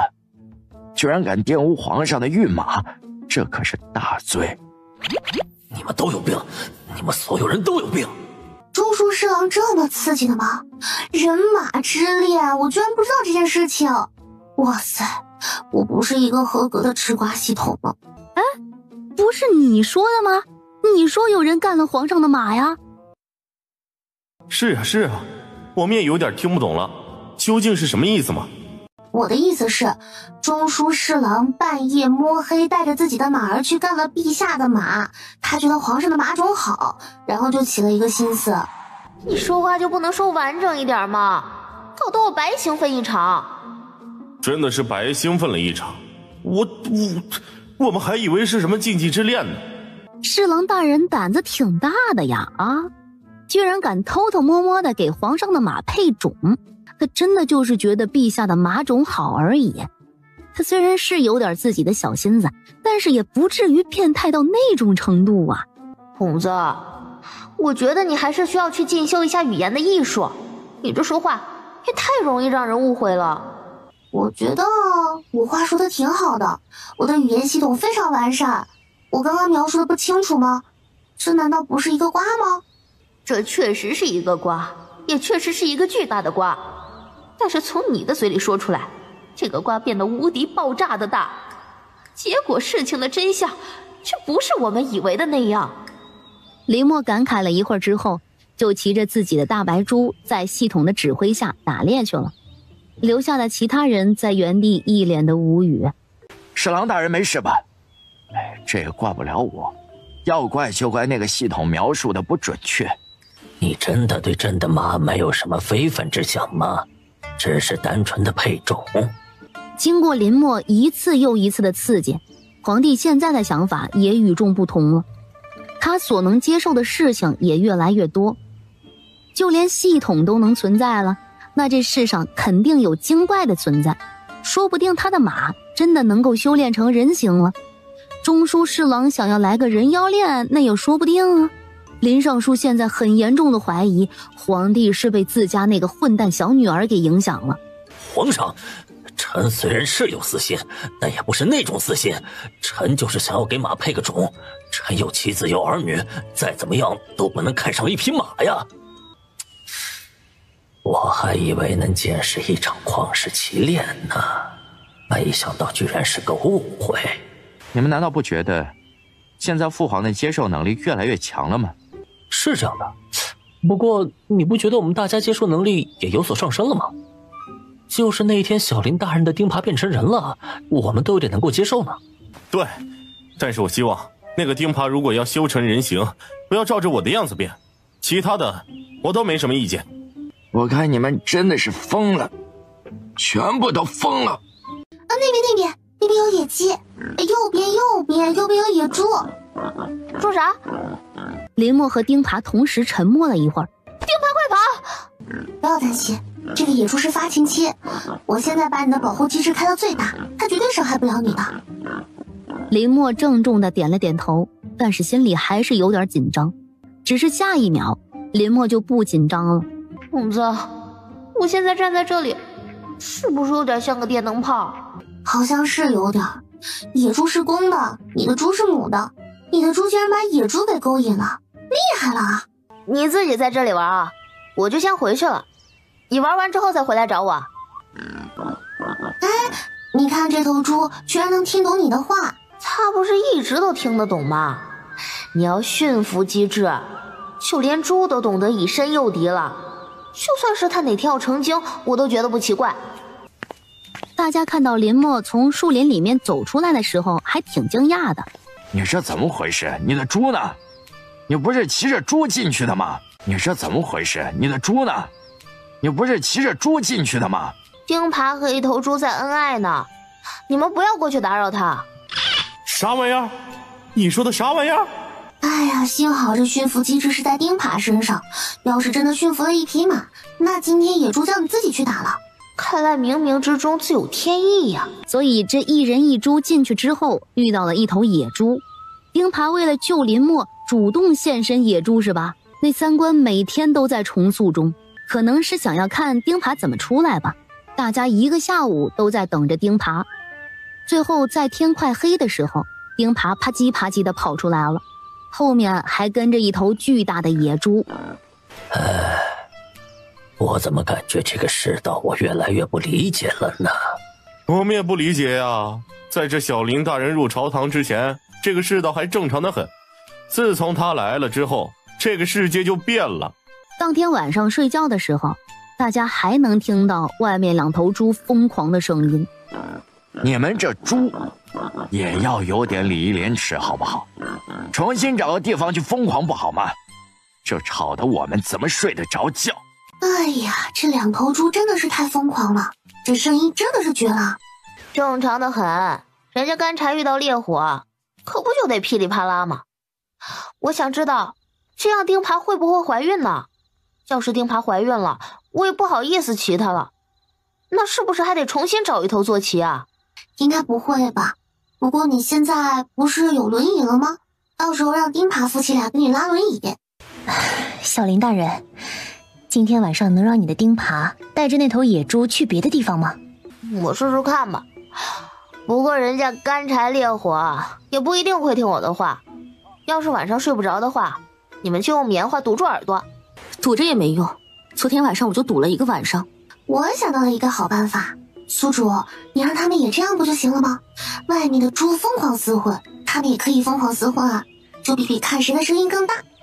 昨天晚上猪吵到他们，今天晚上他们可以来吵猪啊。系统这话直接把林默这厚脸皮的人也给干沉默了。你这系统怎么越来越不正经了？这段时间你到底学了什么东西啊？林默，你能不能管一管你的系统？你说的这些话是认真的吗？你真的是这么想的吗？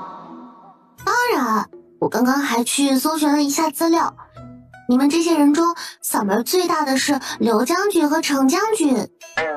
林默突然闻到了瓜的味道，不过这好像是别人的私蜜瓜，这么吃好像有点不太好。好像你平时私蜜瓜吃的少了一样。这两个将军不管做什么事情都喜欢怒吼，真的可以让他们今天晚上来吼一吼，我觉得他们可以赢的。被你这么一说，我还真的有点好奇了。不过这有点不太好吧，这是人家私密的事情。其他人也是又好奇又觉得不好意思，又想听一听，又过不了自己心里这一关。把你们的眼神都给我收回去。这有什么秘密的？他们开心的时候要吼一吼，生气的时候还要吼一吼。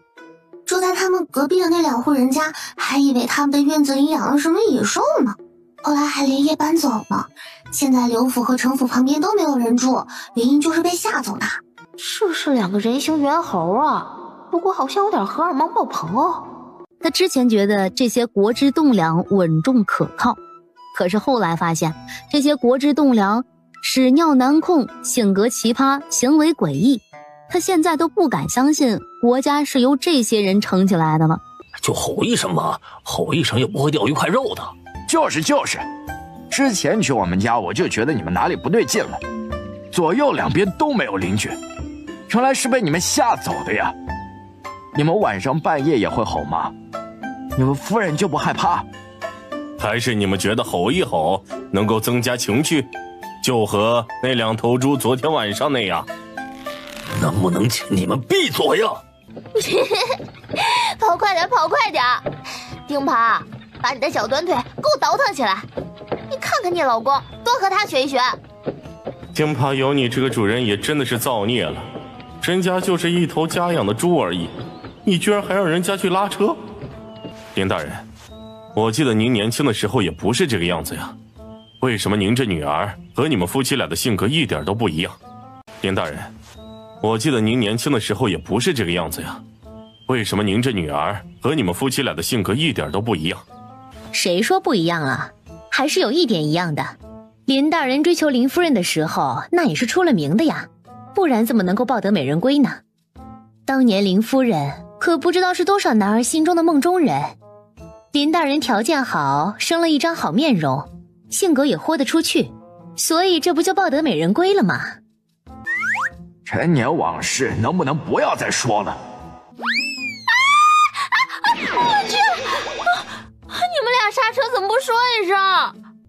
放心，这不是猪和马的排泄物，就是普通的泥巴而已。你多大个人了，你还玩泥巴？还不赶紧给我起来！小林大人这牙和司农大人的牙倒是有异曲同工之妙啊。小林大人牙没掉吧？好好的一个小姑娘，可不能把牙给磕掉了。你就不能让我省点心吗？天天闹出这么一些笑话，你看看你个姑娘家把自己搞成什么样子了？这不挺好的吗？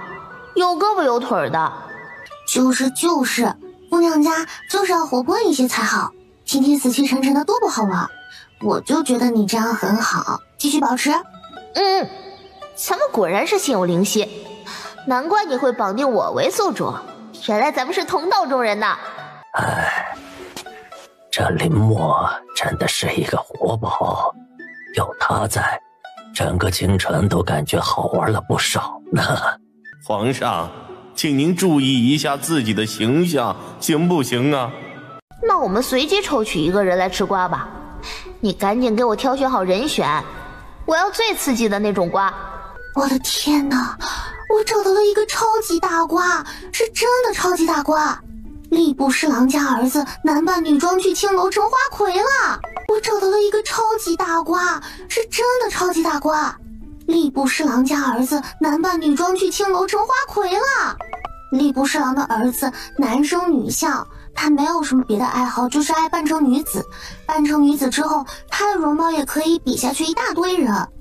他在京城有几个死对头，这几个死对头去那种烟花之地，吏部侍郎的儿子就想出了一个特别损的办法，就是他去那个青楼把自己经营成花魁，然后好好骗那几个人一把，把他们的心骗走之后，然后再一下子恢复男装。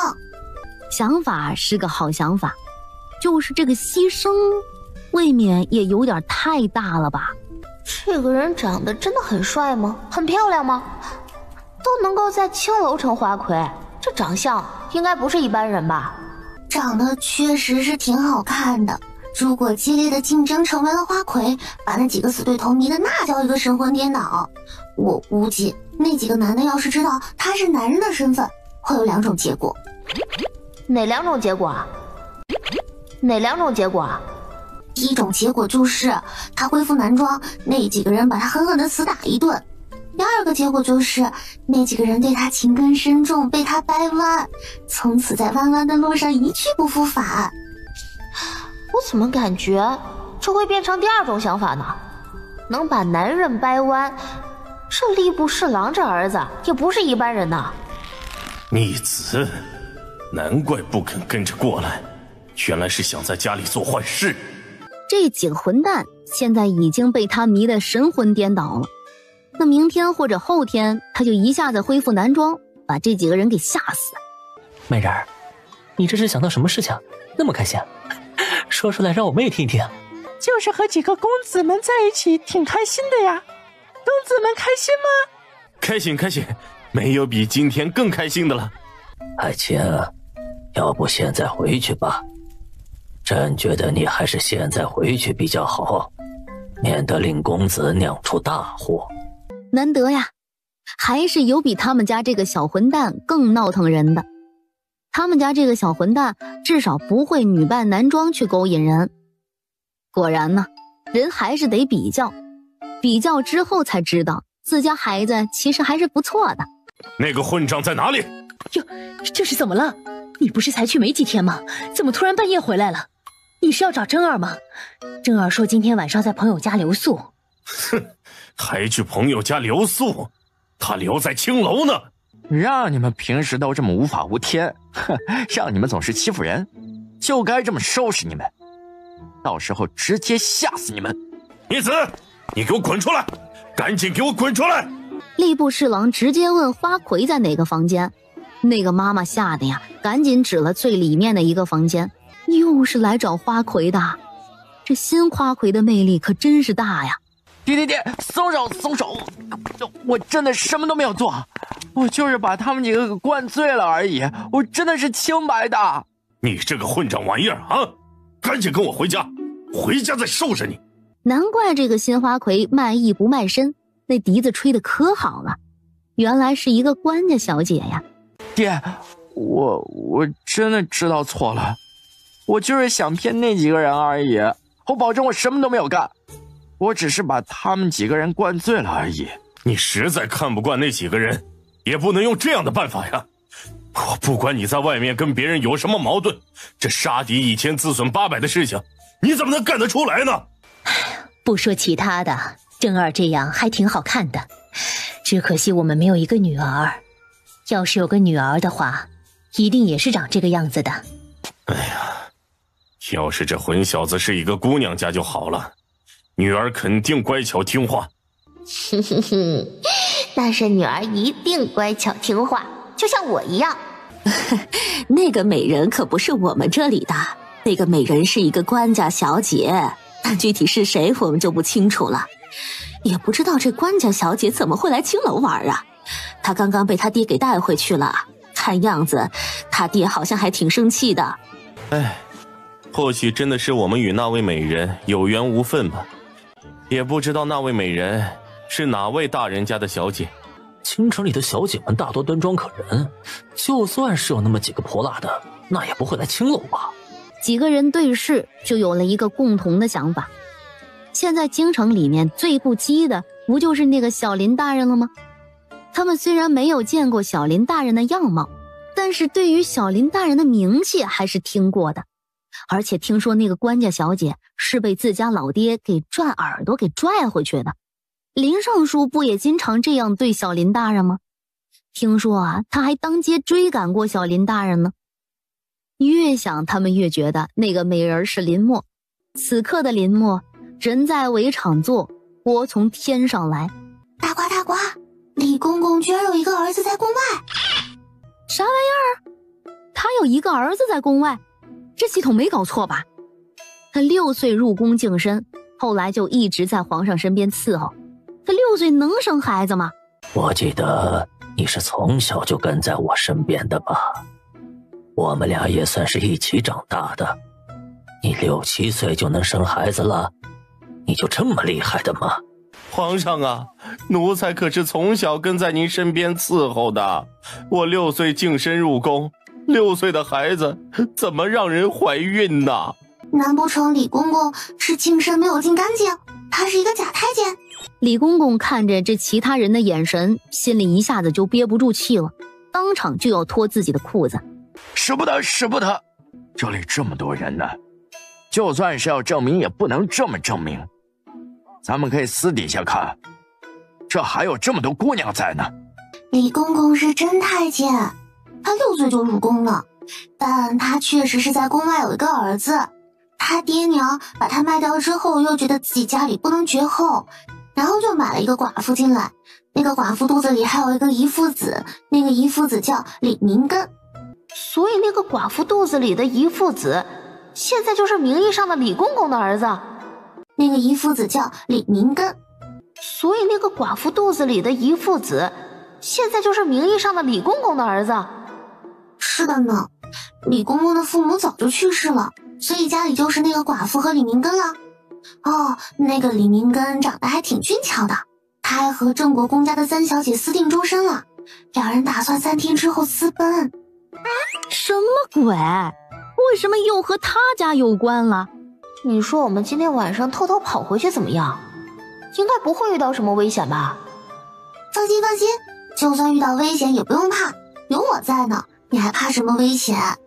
突然手又痒了，是怎么回事啊？那丫头是真的欠揍了。宣德帝他们现在也特别想回去，这打猎有什么好玩的呀？打猎有吃瓜香吗？回去吃瓜，回去吃瓜，这么香的瓜，怎么能够少得了我呢？系统，你给我做好导航，在明早之前，我一定要到达京城。放心放心，导航都做好了，去吃瓜喽！放心放心，导航都做好了，去吃瓜喽！你多睡1晚上不行吗？明天早上出发不好吗？就迟那么1个晚上都不行吗？放心放心，那个系统在，你家丫头不会遇到什么危险的。明天早上我们再一起出发吧。这是哪家的小姐啊？怎么还驾驶着2头猪呢？现在这种有钱人家的小姐都喜欢坐猪车了吗？这2头猪好像不是一个品种的吧？一头是家猪，一头是野猪。他是怎么把这2头猪放在一起的？果然，回来之后，他就是受人瞩目的小林大人，他就是京城里最靓的仔。林然和林七2个人出门买笔墨，毕竟林七马上就要考试了。结果突然就看到了一个熟悉的身影。啊，你看，那是不是墨儿？他不是跟着爹爹去围猎了吗？怎么回来了？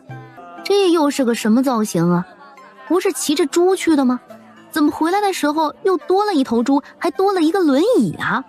这丫头到底是在搞什么鬼？难不成她是连夜赶回来的？大哥大姐，我回来了。你不是在围猎场上吗？怎么突然回来了，还这么早？你该不会是连夜赶回来的吧？对啊，我勇敢吧？勇敢你个头啊，勇敢！大晚上的这么危险，你居然敢一个人回来？爹爹知道这件事情吗？放心吧，我已经给爹爹留下了信，他看信就知道我回来了。你们是要出门是吗？就先不打扰你们了，我先回去补个觉。一个姑娘家，怎么呼噜声打得这么响呢？你们还是自己找个地方睡吧。你们打呼噜怎么能打得这么响呢？实际上打呼噜的不是林默，而是这2头猪。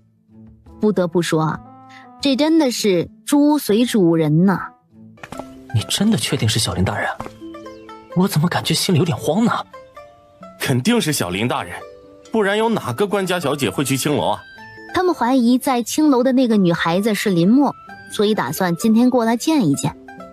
你去敲门，那天晚上就你醉得最轻，你应该不会认错人的。请问你们找谁啊？啊，我们找小林大人。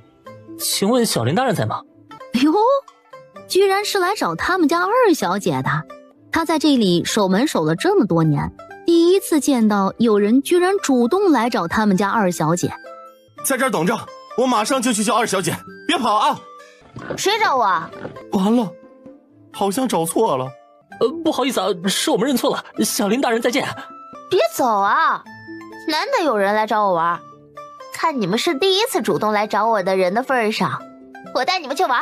好哎好哎，收他们做小弟，我们要去郑国公府吃瓜。早就听闻家里的父兄说过系统这件事情了，但是第一次听到还是挺惊讶的。在林默的强烈要求，不是强迫之下，这3个人被迫跟在他的轮椅后面走成一排，活脱脱的就是3个小弟。都怪你！要不是你认错了人，我们怎么可能会被当成小弟？哎，怎么就怪我了？你们不也喝醉了吗？当初我说是小林大人的时候，你们都赞同，哎，怎么现在又怪我了？我们能不能逃啊？可是我怕跑不赢他的2头猪，那头野猪可以把我拱死吧？系统，你说我们要不要在那儿搭个帐篷啊？不然我怕耽误吃瓜的时间。不至于吧？不过咱们可以找一棵大树靠一靠，这样又能隐蔽自己，又能吃瓜。看着像是蜥蜴附体一样的林默，底下的3个人目瞪口呆。你们还站在那里干嘛？赶紧上来呀！带你们免费过来吃瓜的。系统啊，这3个人是不是脑子有点不正常啊？我怎么感觉他们傻傻的呢？他们好像是被你给吓到了，他们胆子太小了。谁胆子小了？爬上去就爬上去。宣德帝他们也在下午回来了，郑国公更是直接就冲进了家里。哎呀，是不是那3小姐和那个李明根的事情被郑国公知道了？貌似是的，赶紧吃瓜。我去，郑国公回来正好撞上那个小姐跟那个李明根在私会，难怪他会这么生气。这个声音怎么这么耳熟呢？他们下意识地往天上一看，嚯，好家伙，那棵枯萎的大树上面居然长了4个人。林尚书看着趴在树尖尖上的某人，突然觉得自己有点呼吸不过来了。给我抓住他！居然敢勾引我的女儿！牛逼了！啊，这是哪来的高手？这就是你说的俊秀好看？这哪儿好看了？还不如我长得好看呢。哎呀，这比普通人的长相还是要高一个级别的。和你的长相那肯定没得比，毕竟你长得和你那个京城第1美男子的老爹这么像。你要是个男的就好了，到时候你也去考个科举，中个探花，完美呀！怎么从你嘴巴里说出来，考科举就这么容易呢？李明根拖着半残的身躯，眼看着还要逃，完美！你有毛病啊！我们是人啊！才不要当什么拦路虎！李明根拖着半残的身躯，居然还想要冲过去。竹叶青，抱住他的大腿！不是，你才是竹叶青，你全家都是竹叶青。不过现在人都已经抱住了，这也不太好撒手了。竹叶青就抱着这个李明根的大腿，一直等到国公府里面的人冲出来。李明根被抓进去的时候，嘴里还在不停的骂人，骂的还挺脏的。那个3小姐的眼光是真的没问题吧？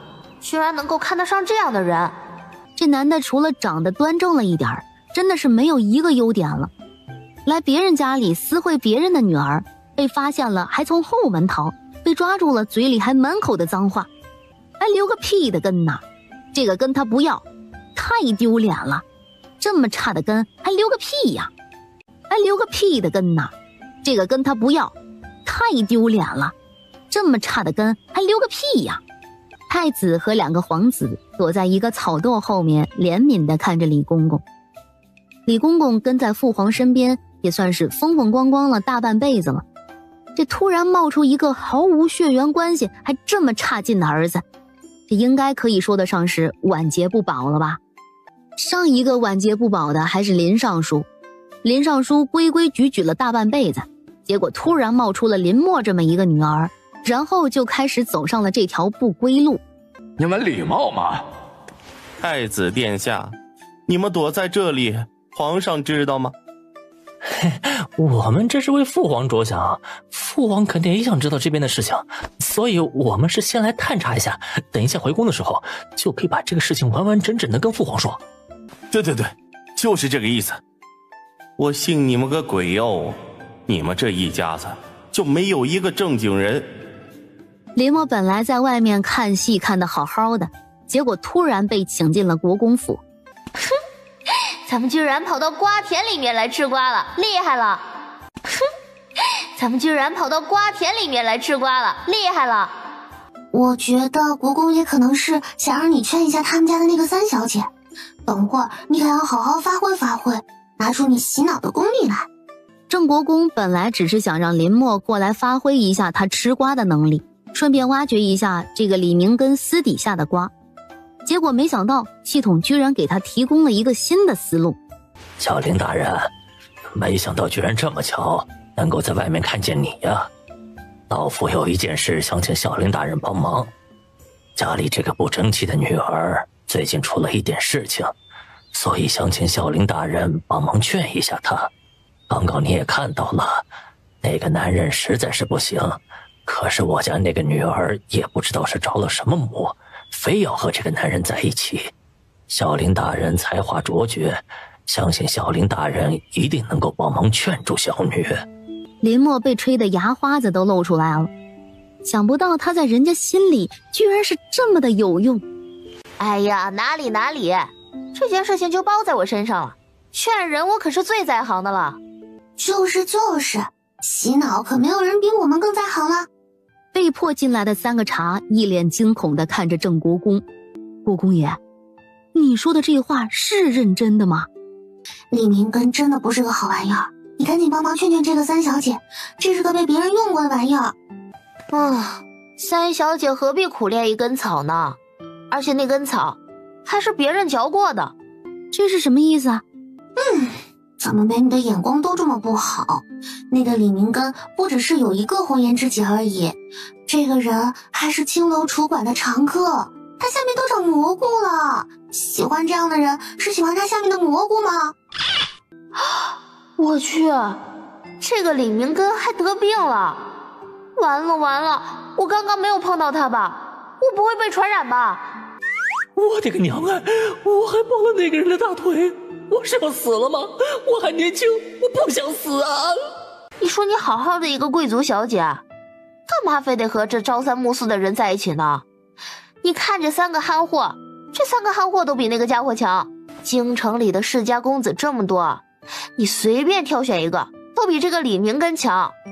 他这么乱来的一个男人，说不定就得了病了呢。你看和命相比，这感情是不是不值得一提？那个男人根本就不在乎你，要是在乎你，根本就不会让你私奔的。清醒一点吧，郑宝川。你怎么知道我叫郑宝川？小林大人知道我吗？我去，他还真的叫宝川呐，难怪这么恋爱脑。上一个被这个小祖宗叫做恋爱脑的是护国将军。护国将军的事情已经在京城传遍了，睡别人的女人，养别人的儿子，还伺候别人。所以他这个女儿也是这样的吗？不要啊！你们应该都没有娶妻吧？你们看这3小姐怎么样？哎呀，你是想帮他们做媒啊？对啊，你看他们豺狼虎豹多么般配啊！哎呀，你是想帮他们做媒啊？对啊，你看他们豺狼虎豹多么般配啊！他现在很想知道自己在小林大人心里是一个什么样的形象，是一定要找一个男人不可吗？小林大人，您的好意我心领了，我也知道那个李明根不是什么良人了。至于这3个公子，我与他们没有什么交集，还是算了吧。我怎么从你的语气里感受到了嫌弃啊？还有，你这眼神是怎么回事啊？林默和这3人被送出来的时候，脸上的表情都是一样的呆滞。所以我们好像是被赶出来了，是吧？好像是的。他们卸磨杀驴。 3人组在心里拼命点头。就是啊，卸磨杀驴。这个成语听起来有点怪，但是又说不上来是哪里奇怪，是怎么回事？那个，既然没什么事情了，那我们就先走了。林默本来想要拉住他们，别再跟我胡闹了，赶紧回家，叫你的钉耙带我们回家。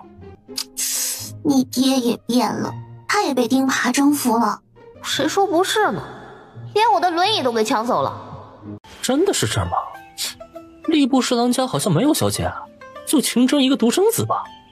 难不成是吏部侍郎在外面有什么女儿，最近重新找回来了？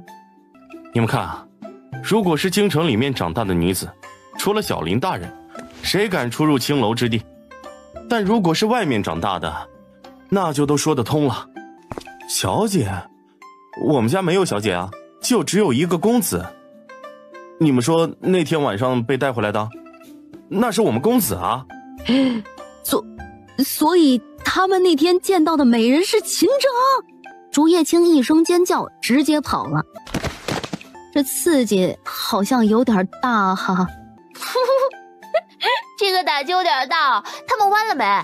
不知道啊。不过如果真的弯了，那秦征一个人应付得过来吗？他一个人分给3个人也不够分啊。1人1天，7天轮2次，最后1天秦征休息，完美。女儿有点变态怎么办啊？能不能把她塞回去重造啊？女儿有点变态怎么办啊？能不能把她塞回去重造啊？林墨和系统越说越黄，这1人1桶的笑声透着极致的猥琐和奸诈，感觉他们半夜就要去干坏事了。把他给我看出来，顺便让人去通知一下吏部侍郎，让他把院门看紧了。如果看到这丫头，立马给她绑住送回来。爹，你这有点太过于夸张了吧？墨儿就算是再怎么不着调，也不至于半夜出去绑架人家吧？救命啊！我卡在狗洞里了，救命啊！我就说让你翻墙吧，你偏偏要爬狗洞。我怎么知道这狗洞这么窄？几年前我明明可以钻过去的。你也知道是几年前，你10岁出头和现在能比吗？你给我清醒一点儿。靠，你还真的打算半夜出去啊？林墨整个屁股都给卡住了，林尚书抓住他的脚，用力拔了拔。爹呀，别拔了，我的衣服都要跑上去了。爹呀，别拔了，我的衣服都要跑上去了。林七带着林然跑到了外面，想抓着他的手把他给拔出来。卡住裤子了！哥，你要是再拔，我的裤子就要被这狗洞给刮下来了。那你说怎么办？拔你的脚也不行，手也不行，你有本事爬进去，有本事自己拱出来呀！娘啊，我的屁股给你打麻了！哦，我想到办法了，苏茹，我想到让你出来的办法了。快说快说！一个不正常的系统，你能指望他想出什么好办法呀？让你爹娘拿板子狠狠打你屁股一下，你因为疼痛肯定会整个人往前面拱，这样你就可以拱出来了。请问我和你有什么仇吗？深仇大恨的那种仇恨？没有啊，你是我最亲爱的宿主。那你为什么要这么对我？忍住，忍住，千万不能笑出来。我不是那个意思，我是真的在为你着想，不然你还能想出来什么好办法吗？你难不成真的想要一直被困在这个狗洞里？哦，你还直接堵住了人家狗的大门，你这样人家怎么回家吗？爹娘，你们找个东西狠狠地打我屁股，这样我就能出来了。你说的话是认真的吗？系统敢说你就敢做是吧？你来吧，我下不了手。你这话说的感觉我就能够下得去手一样。你爹娘在互相推脱呢，你要不要说个什么话刺激他们一下，这样他们就能够下得了手了。爹，你上次费尽心思弄来的茶叶是被我偷了，那个茶叶煮茶叶蛋一点都不好吃。孽女，造孽呀这玩意儿。论作死，没人能比得过宿主。林尚书在地上捡起了一根细细软软的树枝，就直接抽到了林墨的屁股上。我出来了，我林墨出来了。小兔崽子，你别给我跑，把我的茶叶还给我。那是他费尽心思弄来的茶叶呀，他还以为是自己把茶叶给喝完了，结果是这小兔崽子拿着茶叶去煮了茶叶蛋。开玩笑，这要是停下来，这就是傻子。唉，咱们还是把药给准备好吧，我感觉今天莫尔的屁股可能会有点惨。哎，快跑快跑，你爹追上你了，赶紧把你的腿给我倒腾起来。不行了不行了，我要跑不动了。等会儿你能不能把保护机制给我打开，我到时候再装一装，这样就能够把我爹给骗过去了。系统二话不说的把保护机制给打开了，反正他今天的能量足足的，吃了人家的东西，那拿出一点点也不心疼。打开了，现在到你发挥的时候喽。林默听到这话，一个转身，啪的一下就跪下了。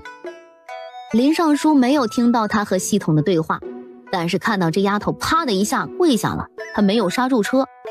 很好，一个完美的跳马，这个障碍过得非常漂亮。整个环境在呆滞了几秒后，你爹在你头上跳了一个马，你被跨过去了。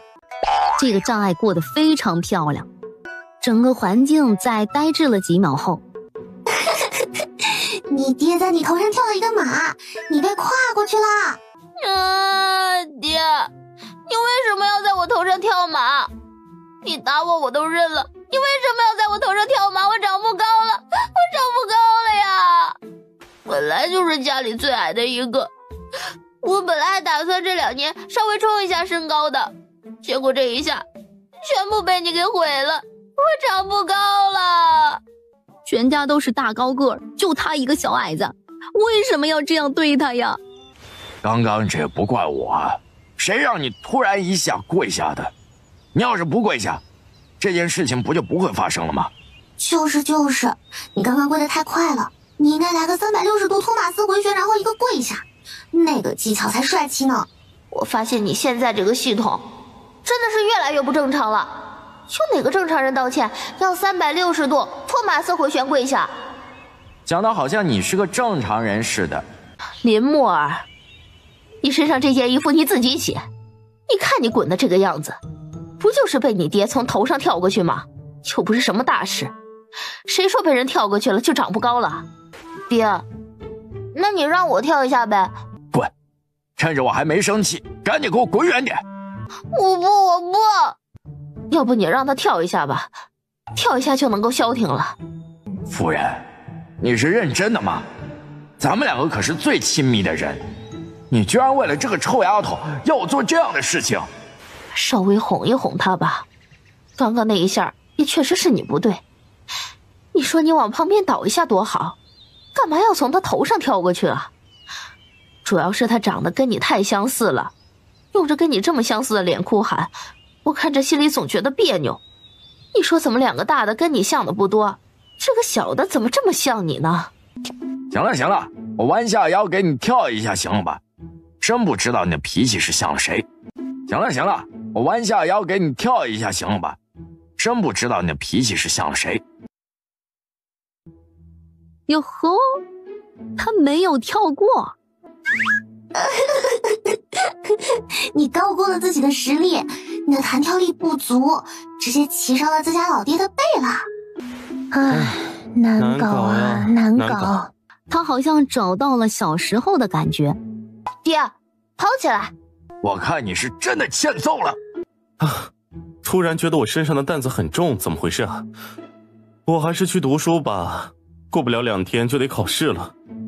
林默这一次被揍得2天下不来床，那种树枝条打人，虽然不会把人打得伤得多重，但是就是痛啊。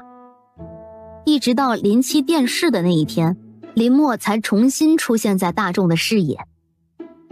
冲啊！今天电视有好几个大瓜要吃。这么大的事情肯定会有史官记录，林默这个作为助理的肯定是要在身边的，所以他要去现场吃瓜喽。林默跟在李大人身后进了大殿，只是那个表情不知道怎么回事，看起来有点猥琐。他突然明白了老爹天天带着这家伙来上朝是什么样的感觉了。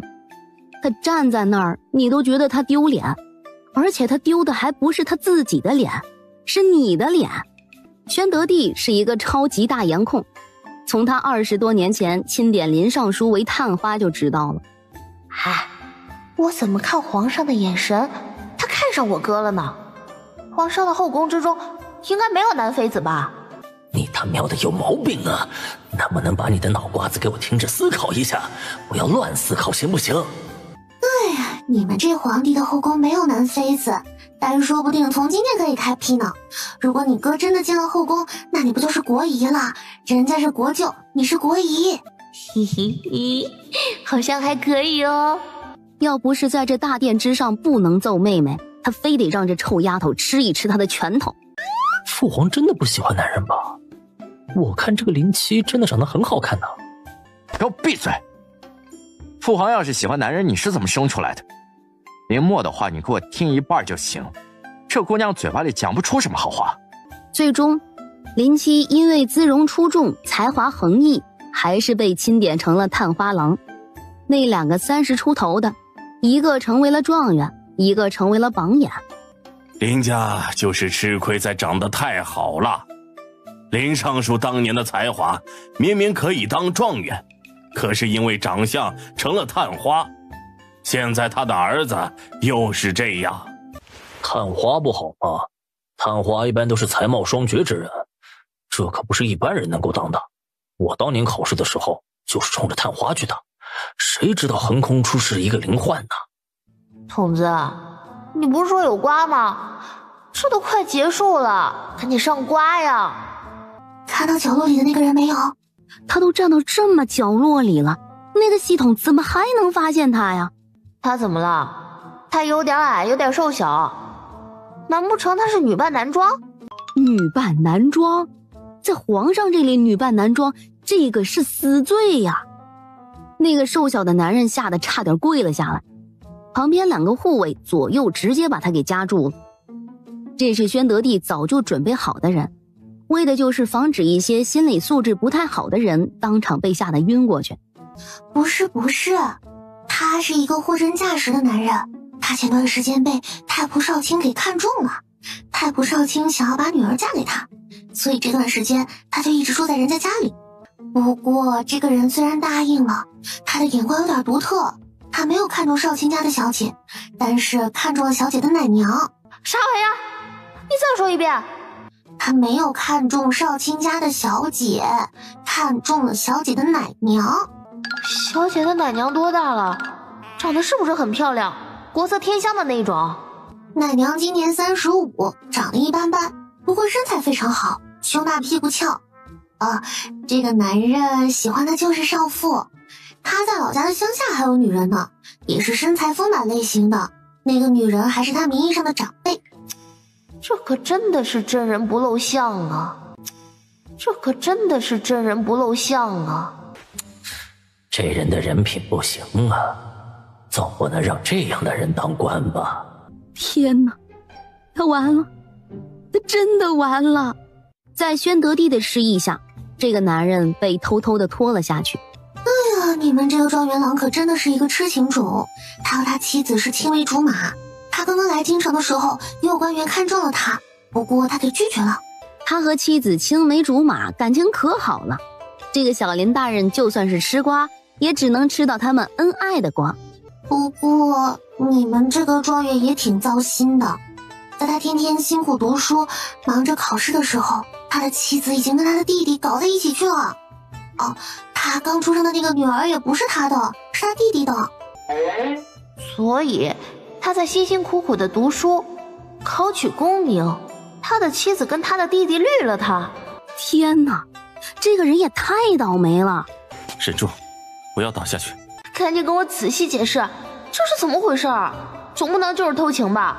这里面肯定有内幕。你怎么知道有内幕？确实是有内幕。妻子跟他们兄弟俩都是青梅竹马，他弟弟一直都喜欢他妻子，只不过定下亲事定下的是他哥哥，弟弟就一直很怨恨哥哥。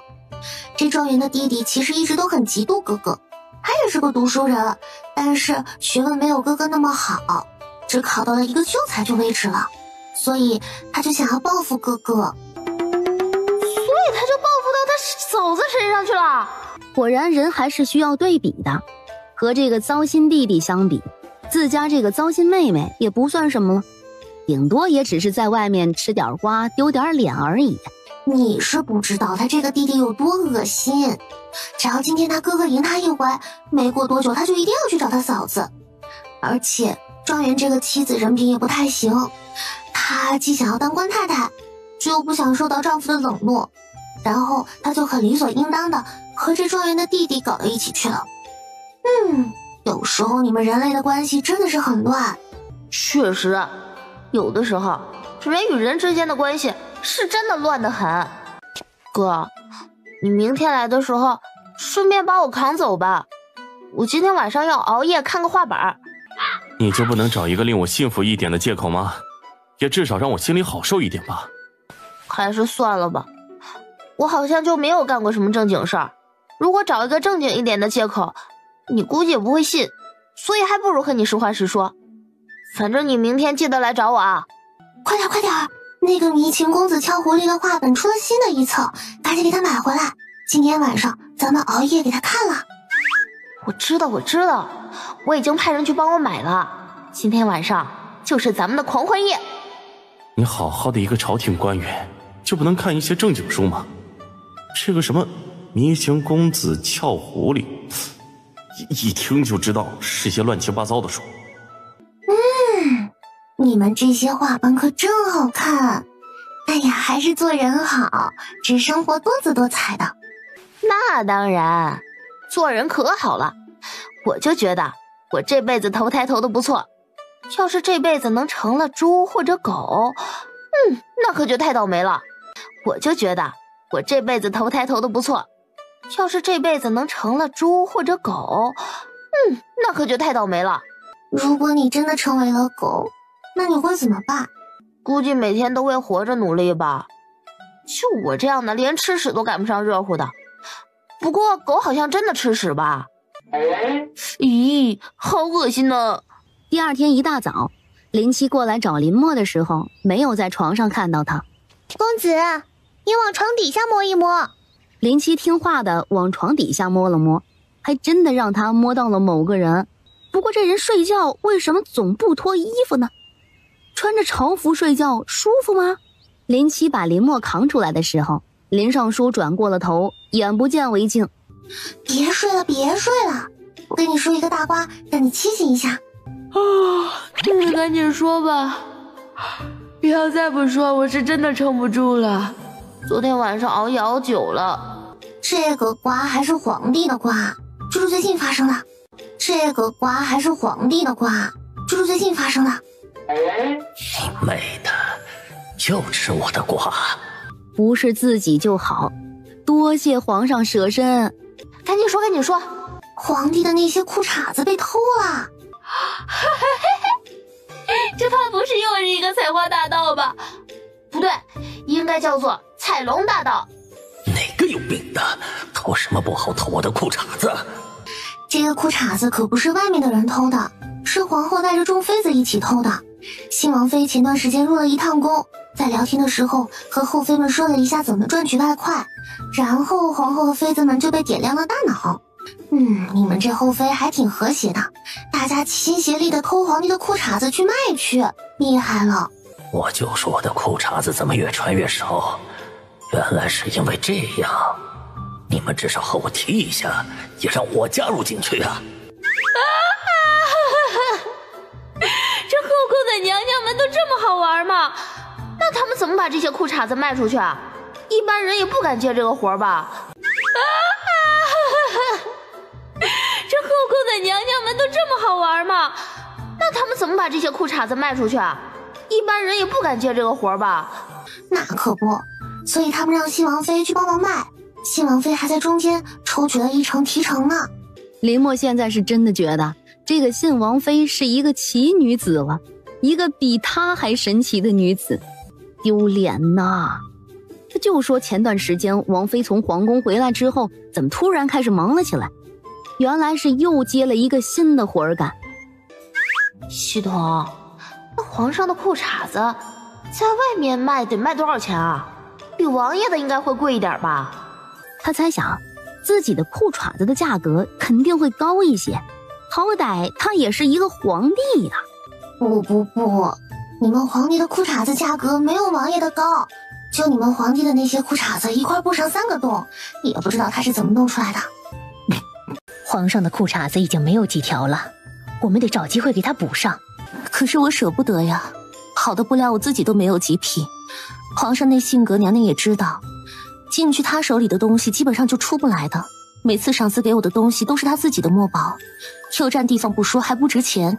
他们也是真的没有想到做妃子能做到这种程度，外面的人可能以为他们都是锦衣玉食被别人伺候着，可是实际上呢，这也只是外表光鲜亮丽罢了。你们还聊得挺认真的呀，连一块布料都不舍得给我，这是只想往外拿，不想往里面进是吧？各位爱妃挺有闲情逸致的，朕就说最近为什么衣物越来越少了，原来是被爱妃们拿走了呀。皇上恕罪，臣妾们也只是想补贴家用罢了。哼，那你们为什么不把这件事跟朕说清楚？这么赚钱的事情，你们怎么能够独自干呢？原来你生气的是这件事情啊！不是，皇上，你可还知道自己的身份？哎呀，皇上怎么越来越不要脸了？晋王回去后，正好看到王妃在算账。我怎么感觉你这么嫌弃我呢？我们可是夫妻呀。听说你帮后宫的娘娘们在卖皇兄的裤衩子。是啊，有什么问题吗？那个，你难道就不怕皇兄怪罪吗？放心吧，不会的。皇后娘娘说了，万事有她在上面顶着。你要是没事的话，就带着你儿子女儿出去转转吧，别在这里烦我了，我这还要算账呢。这个家里还有我的半点地位吗？别追我了，别追我了，我是不小心踩到你的骨头的。哎呀，快跑快跑，它要追上你了，它快要咬到你的屁股了。在狗快要咬到他的那一瞬间，他成功上了树。我的妈呀，没想到吃瓜居然也会有这样的危险。其实你也不用这么害怕，我可以给你开保护机制，这样狗不管怎么咬你，你都不会痛啦。然后大家就发现我面无表情的被一只狗狂咬，这正常吗？半个时辰后，红子，我想要拉屎怎么办？我真的快要憋不住了，你能不能想办法把这条狗给弄走？要不你直接脱了裤子就拉吧。你不是说狗吃屎吗？你踢了它的骨头，现在正好还给它，一顿换一顿。林默沉默了3秒钟。你认真的吗？你让我光天化日之下在这里拉屎，我还要不要脸了？我们就说怎么有个声音这么耳熟呢？原来是混世魔王在树上啊！不过我们来的好像不太是时候，要不换一条路走吧？哎，我找到人可以帮你啦！花孔雀跟笨美人来啦！关于笨美人这个外号，这是系统取出来的。他觉得这个秦征长得虽然好看，可是脑子有点不太聪明。花孔雀，你们2个赶紧过来帮我一下，帮我把这条狗给赶走。你过去帮忙。凭什么叫我去啊？人家叫的是你。开玩笑，自己主动送上门，他有这么傻吗？他早就知道了为什么上一次老爹会半夜回来了，就是这个小林大人吃瓜吃到了他身上。我数3个数，赶紧给我过来。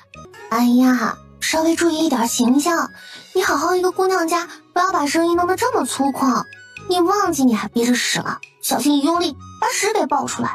憋着屎的小林大人都这么恐怖啊！此女恐怖如斯啊！走开走开！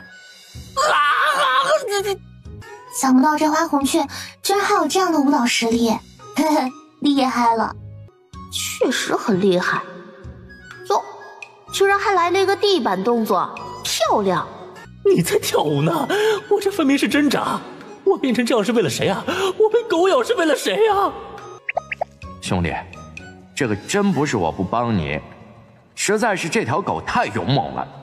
小林大人赶紧下来，这条狗现在已经被魏公子给牵制住了。稍微再憋一会儿，你先去把那条狗给说服了。花孔雀也是因为你才跟这条狗打起来的，不对，因为你才被这条狗打的。我把保护机制给你打开，出啊！你别越打越远好不好？过来一下呀！你过来我才能救你，我的腿迈不开。这也不是我能控制的，他一直在追我。你要是再跑，我就不管你了。这也不是我想跑啊！我要是不跑，他就追着我咬了。这又是在搞什么鬼啊？最近京城里的这些富贵人家是怎么了？之前流行骑猪，现在流行跟狗打架了吗？世家公子练习武术，不是有专门的陪练吗？现在陪脸变成狗了。人呢？怎么猪回来了，人没回来？你哼哼又有什么用？我们又听不懂你说的话。林尚书和林七直接往外面冲，林然和林夫人马上安排人去寻找。一家人分工明确，等他们过去找到人的时候，他们看到的就是一人一狗躺在地上不知死活，自家的那个混世魔王捂着屁股，一脸崩溃哀嚎。小林大人，你稍微忍一忍，我的坑马上就挖好了，等会儿你就可以如厕了。小林大人，你稍微忍一忍，我的坑马上就挖好了，等会儿你就可以如厕了。这又是一个什么情况啊？爹，大哥，我快要憋不住了，我要拉屎，我好急，我要回家。3秒钟后，林尚书拎着自家傻女儿在街上狂奔，林七则是扛着魏正安跟在后面狂奔，秦征抱着一条大黄狗，屁颠儿屁颠儿的跟着。快点，再快点，要释放了！爹，你快点，我快要不行了。我已经跑得最快了，你今天是吃了什么这么急？哎呀，宿主，你爹真的是太棒了，我就从来没有见过你爹这么棒的爹。请你不要说一些废话，什么叫做我爹这么棒的爹？我爹就是全天下最好的爹，就是最棒的。丢不丢脸？丢不丢脸？这也不是我的问题啊，我怎么知道我什么时候会肚子疼？不过那条狗把我堵在树上，我怎么可能憋成那样？这也不是我的问题啊，我怎么知道我什么时候会肚子疼？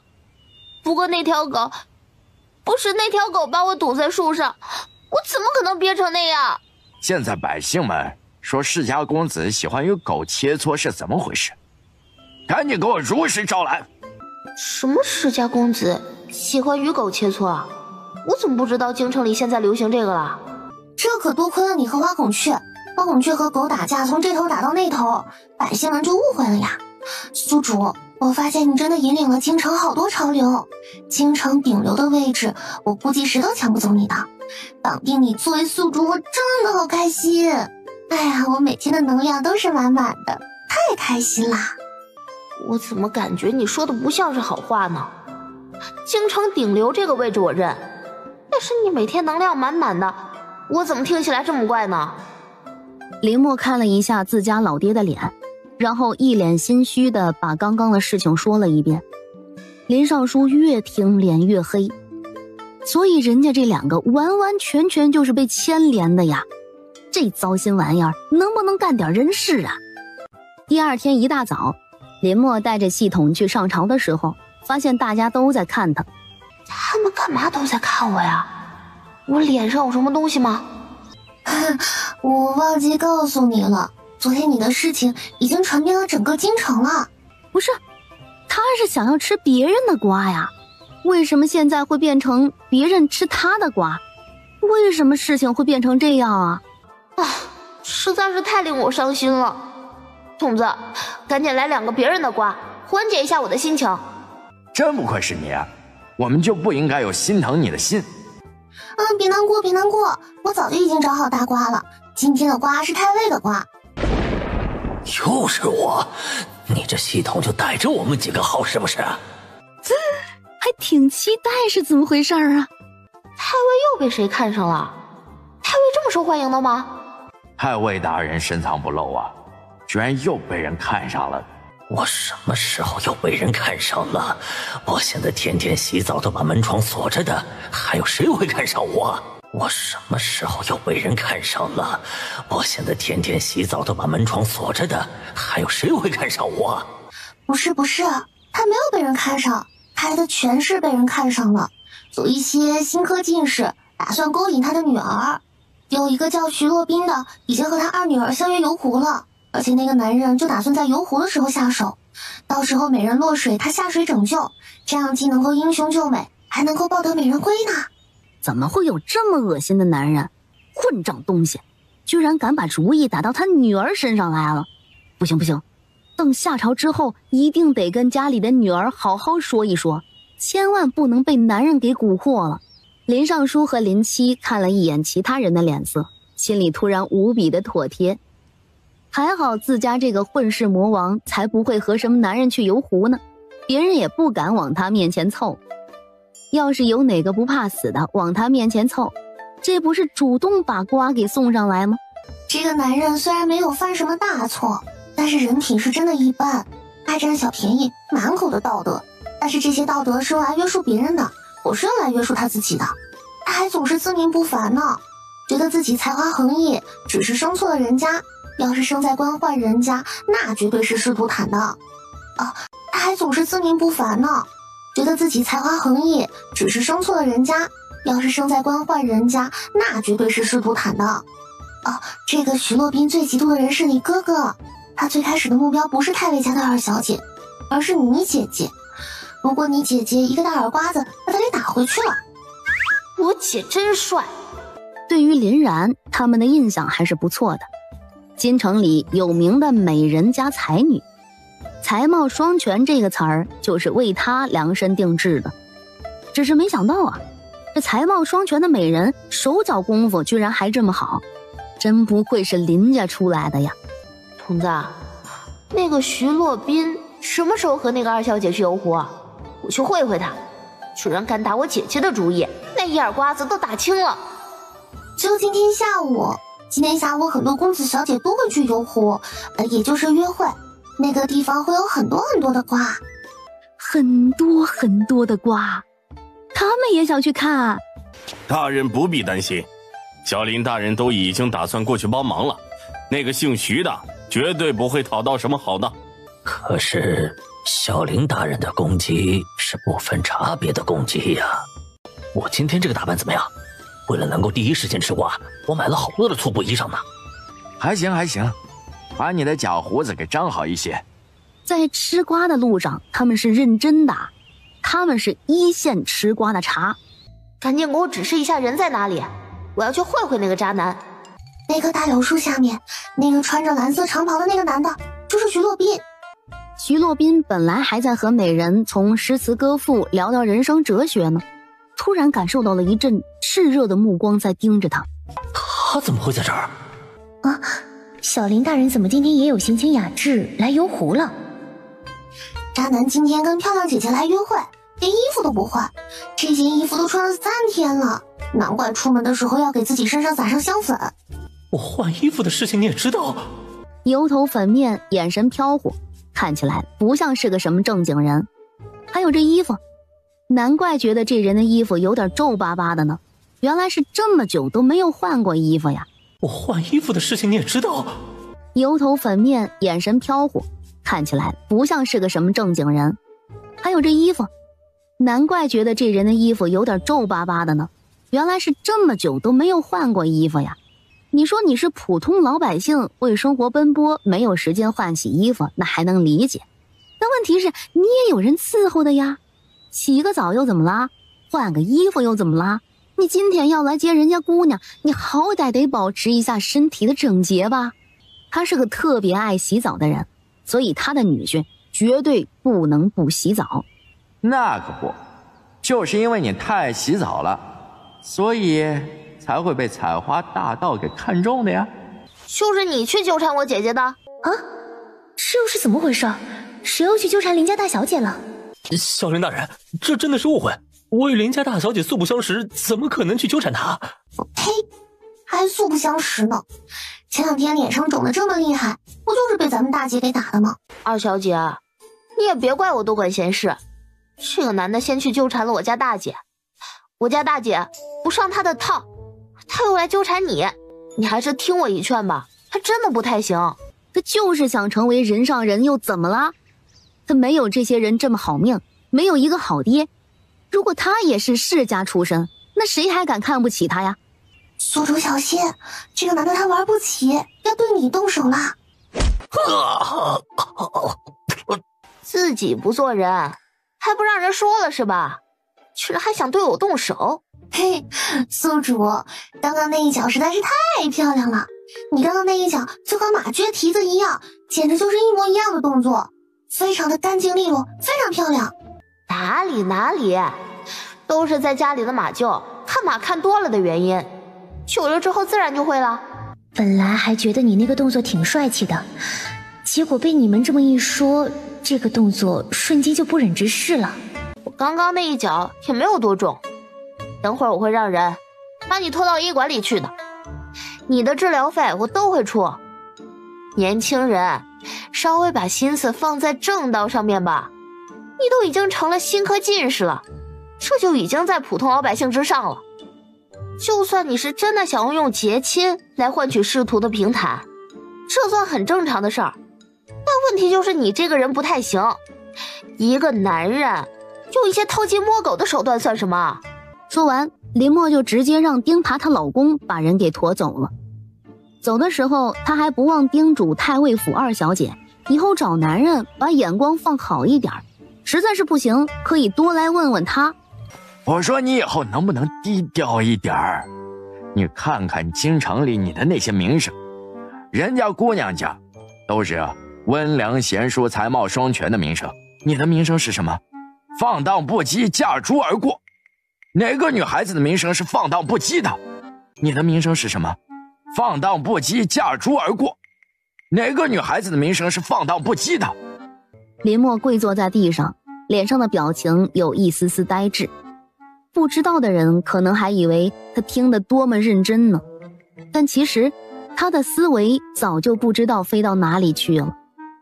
系统，你说湖边有很多很多的瓜，除了那个徐洛宾，其他的瓜是什么？正好我爹在这里说教我正觉得无聊呢，你现在就告诉我吧。这混账丫头到底有没有把他的话给听进去啊？好啊，不过那些人你可能不太认识，都怪你刚刚走早了，不然我就可以指着他们让你一起吃瓜了。城北富商家的陈小姐和她的姐夫在外面出游呢，她姐姐现在正怀着孕，她却想要在这个时候趁虚而入啊。他没事吧？居然跳姐姐的墙角，那个男的很优秀吗？能在这时候被勾走的男人肯定不优秀。居然跳姐姐的墙角，那个男的很优秀吗？能在这时候被勾走的男人肯定不优秀。那个陈小姐跟她姐姐是同父异母，她姐姐是前头那个夫人生的，她是继室左生，所以一直都看不惯她的大姐姐。而且她姐姐嫁的还不错，嫁了一个6品官员之家呢。那她也可以自己挑选一个家世好的呀，干嘛非得盯着她这个姐夫啊？对呀，能挑选一个好的，为什么非得挑选姐夫呀？姐姐能从富商之家嫁到官宦人家，按道理来说，那个陈小姐应该也差不到哪儿去呀。她姐姐温良贤淑，在京城中还是有一些美名的，所以才能从富商之家嫁到官宦人家。而那个陈小姐从小就被她母亲给宠坏了，什么都爱和她姐姐比，但她什么都不如她姐姐，所以她就想着把姐夫抢过来呗，反正姐姐的东西她都想要。这个陈小姐真的是有毛病，东西非得抢来的才好用是吧？她姐姐喜欢的，她也不一定会喜欢呢。就像我姐喜欢诗词典籍，我就不喜欢那些玩意儿，那些玩意儿对我来说还不如擦屁股纸呢。她姐姐喜欢的，她也不一定会喜欢呢。就像我姐喜欢诗词典籍，我就不喜欢那些玩意儿，那些玩意儿对我来说还不如擦屁股纸呢。你这是什么比喻啊？你就不能比喻一个好一点的吗？得了，白担心了，这丫头心大得很。大小姐可以往这边站一站，这个地方听得清楚，毕竟吃瓜的事情谁能够拒绝呢？反正那个什么陈小姐人品道德都不太行，她的名声也不好，嚣张跋扈，目中无人。你们不是一个圈子里的，所以不太知道她。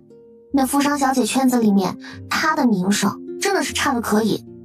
不过她再勾引也没有什么用，她那个姐夫家根本就不由她姐夫说了算。人家家里愿意接受她姐姐，是因为她姐姐名声好，贤良淑德，好好培养一下，以后确实会是一个好的当家主母。至于她，那人家可就不一定会答应喽。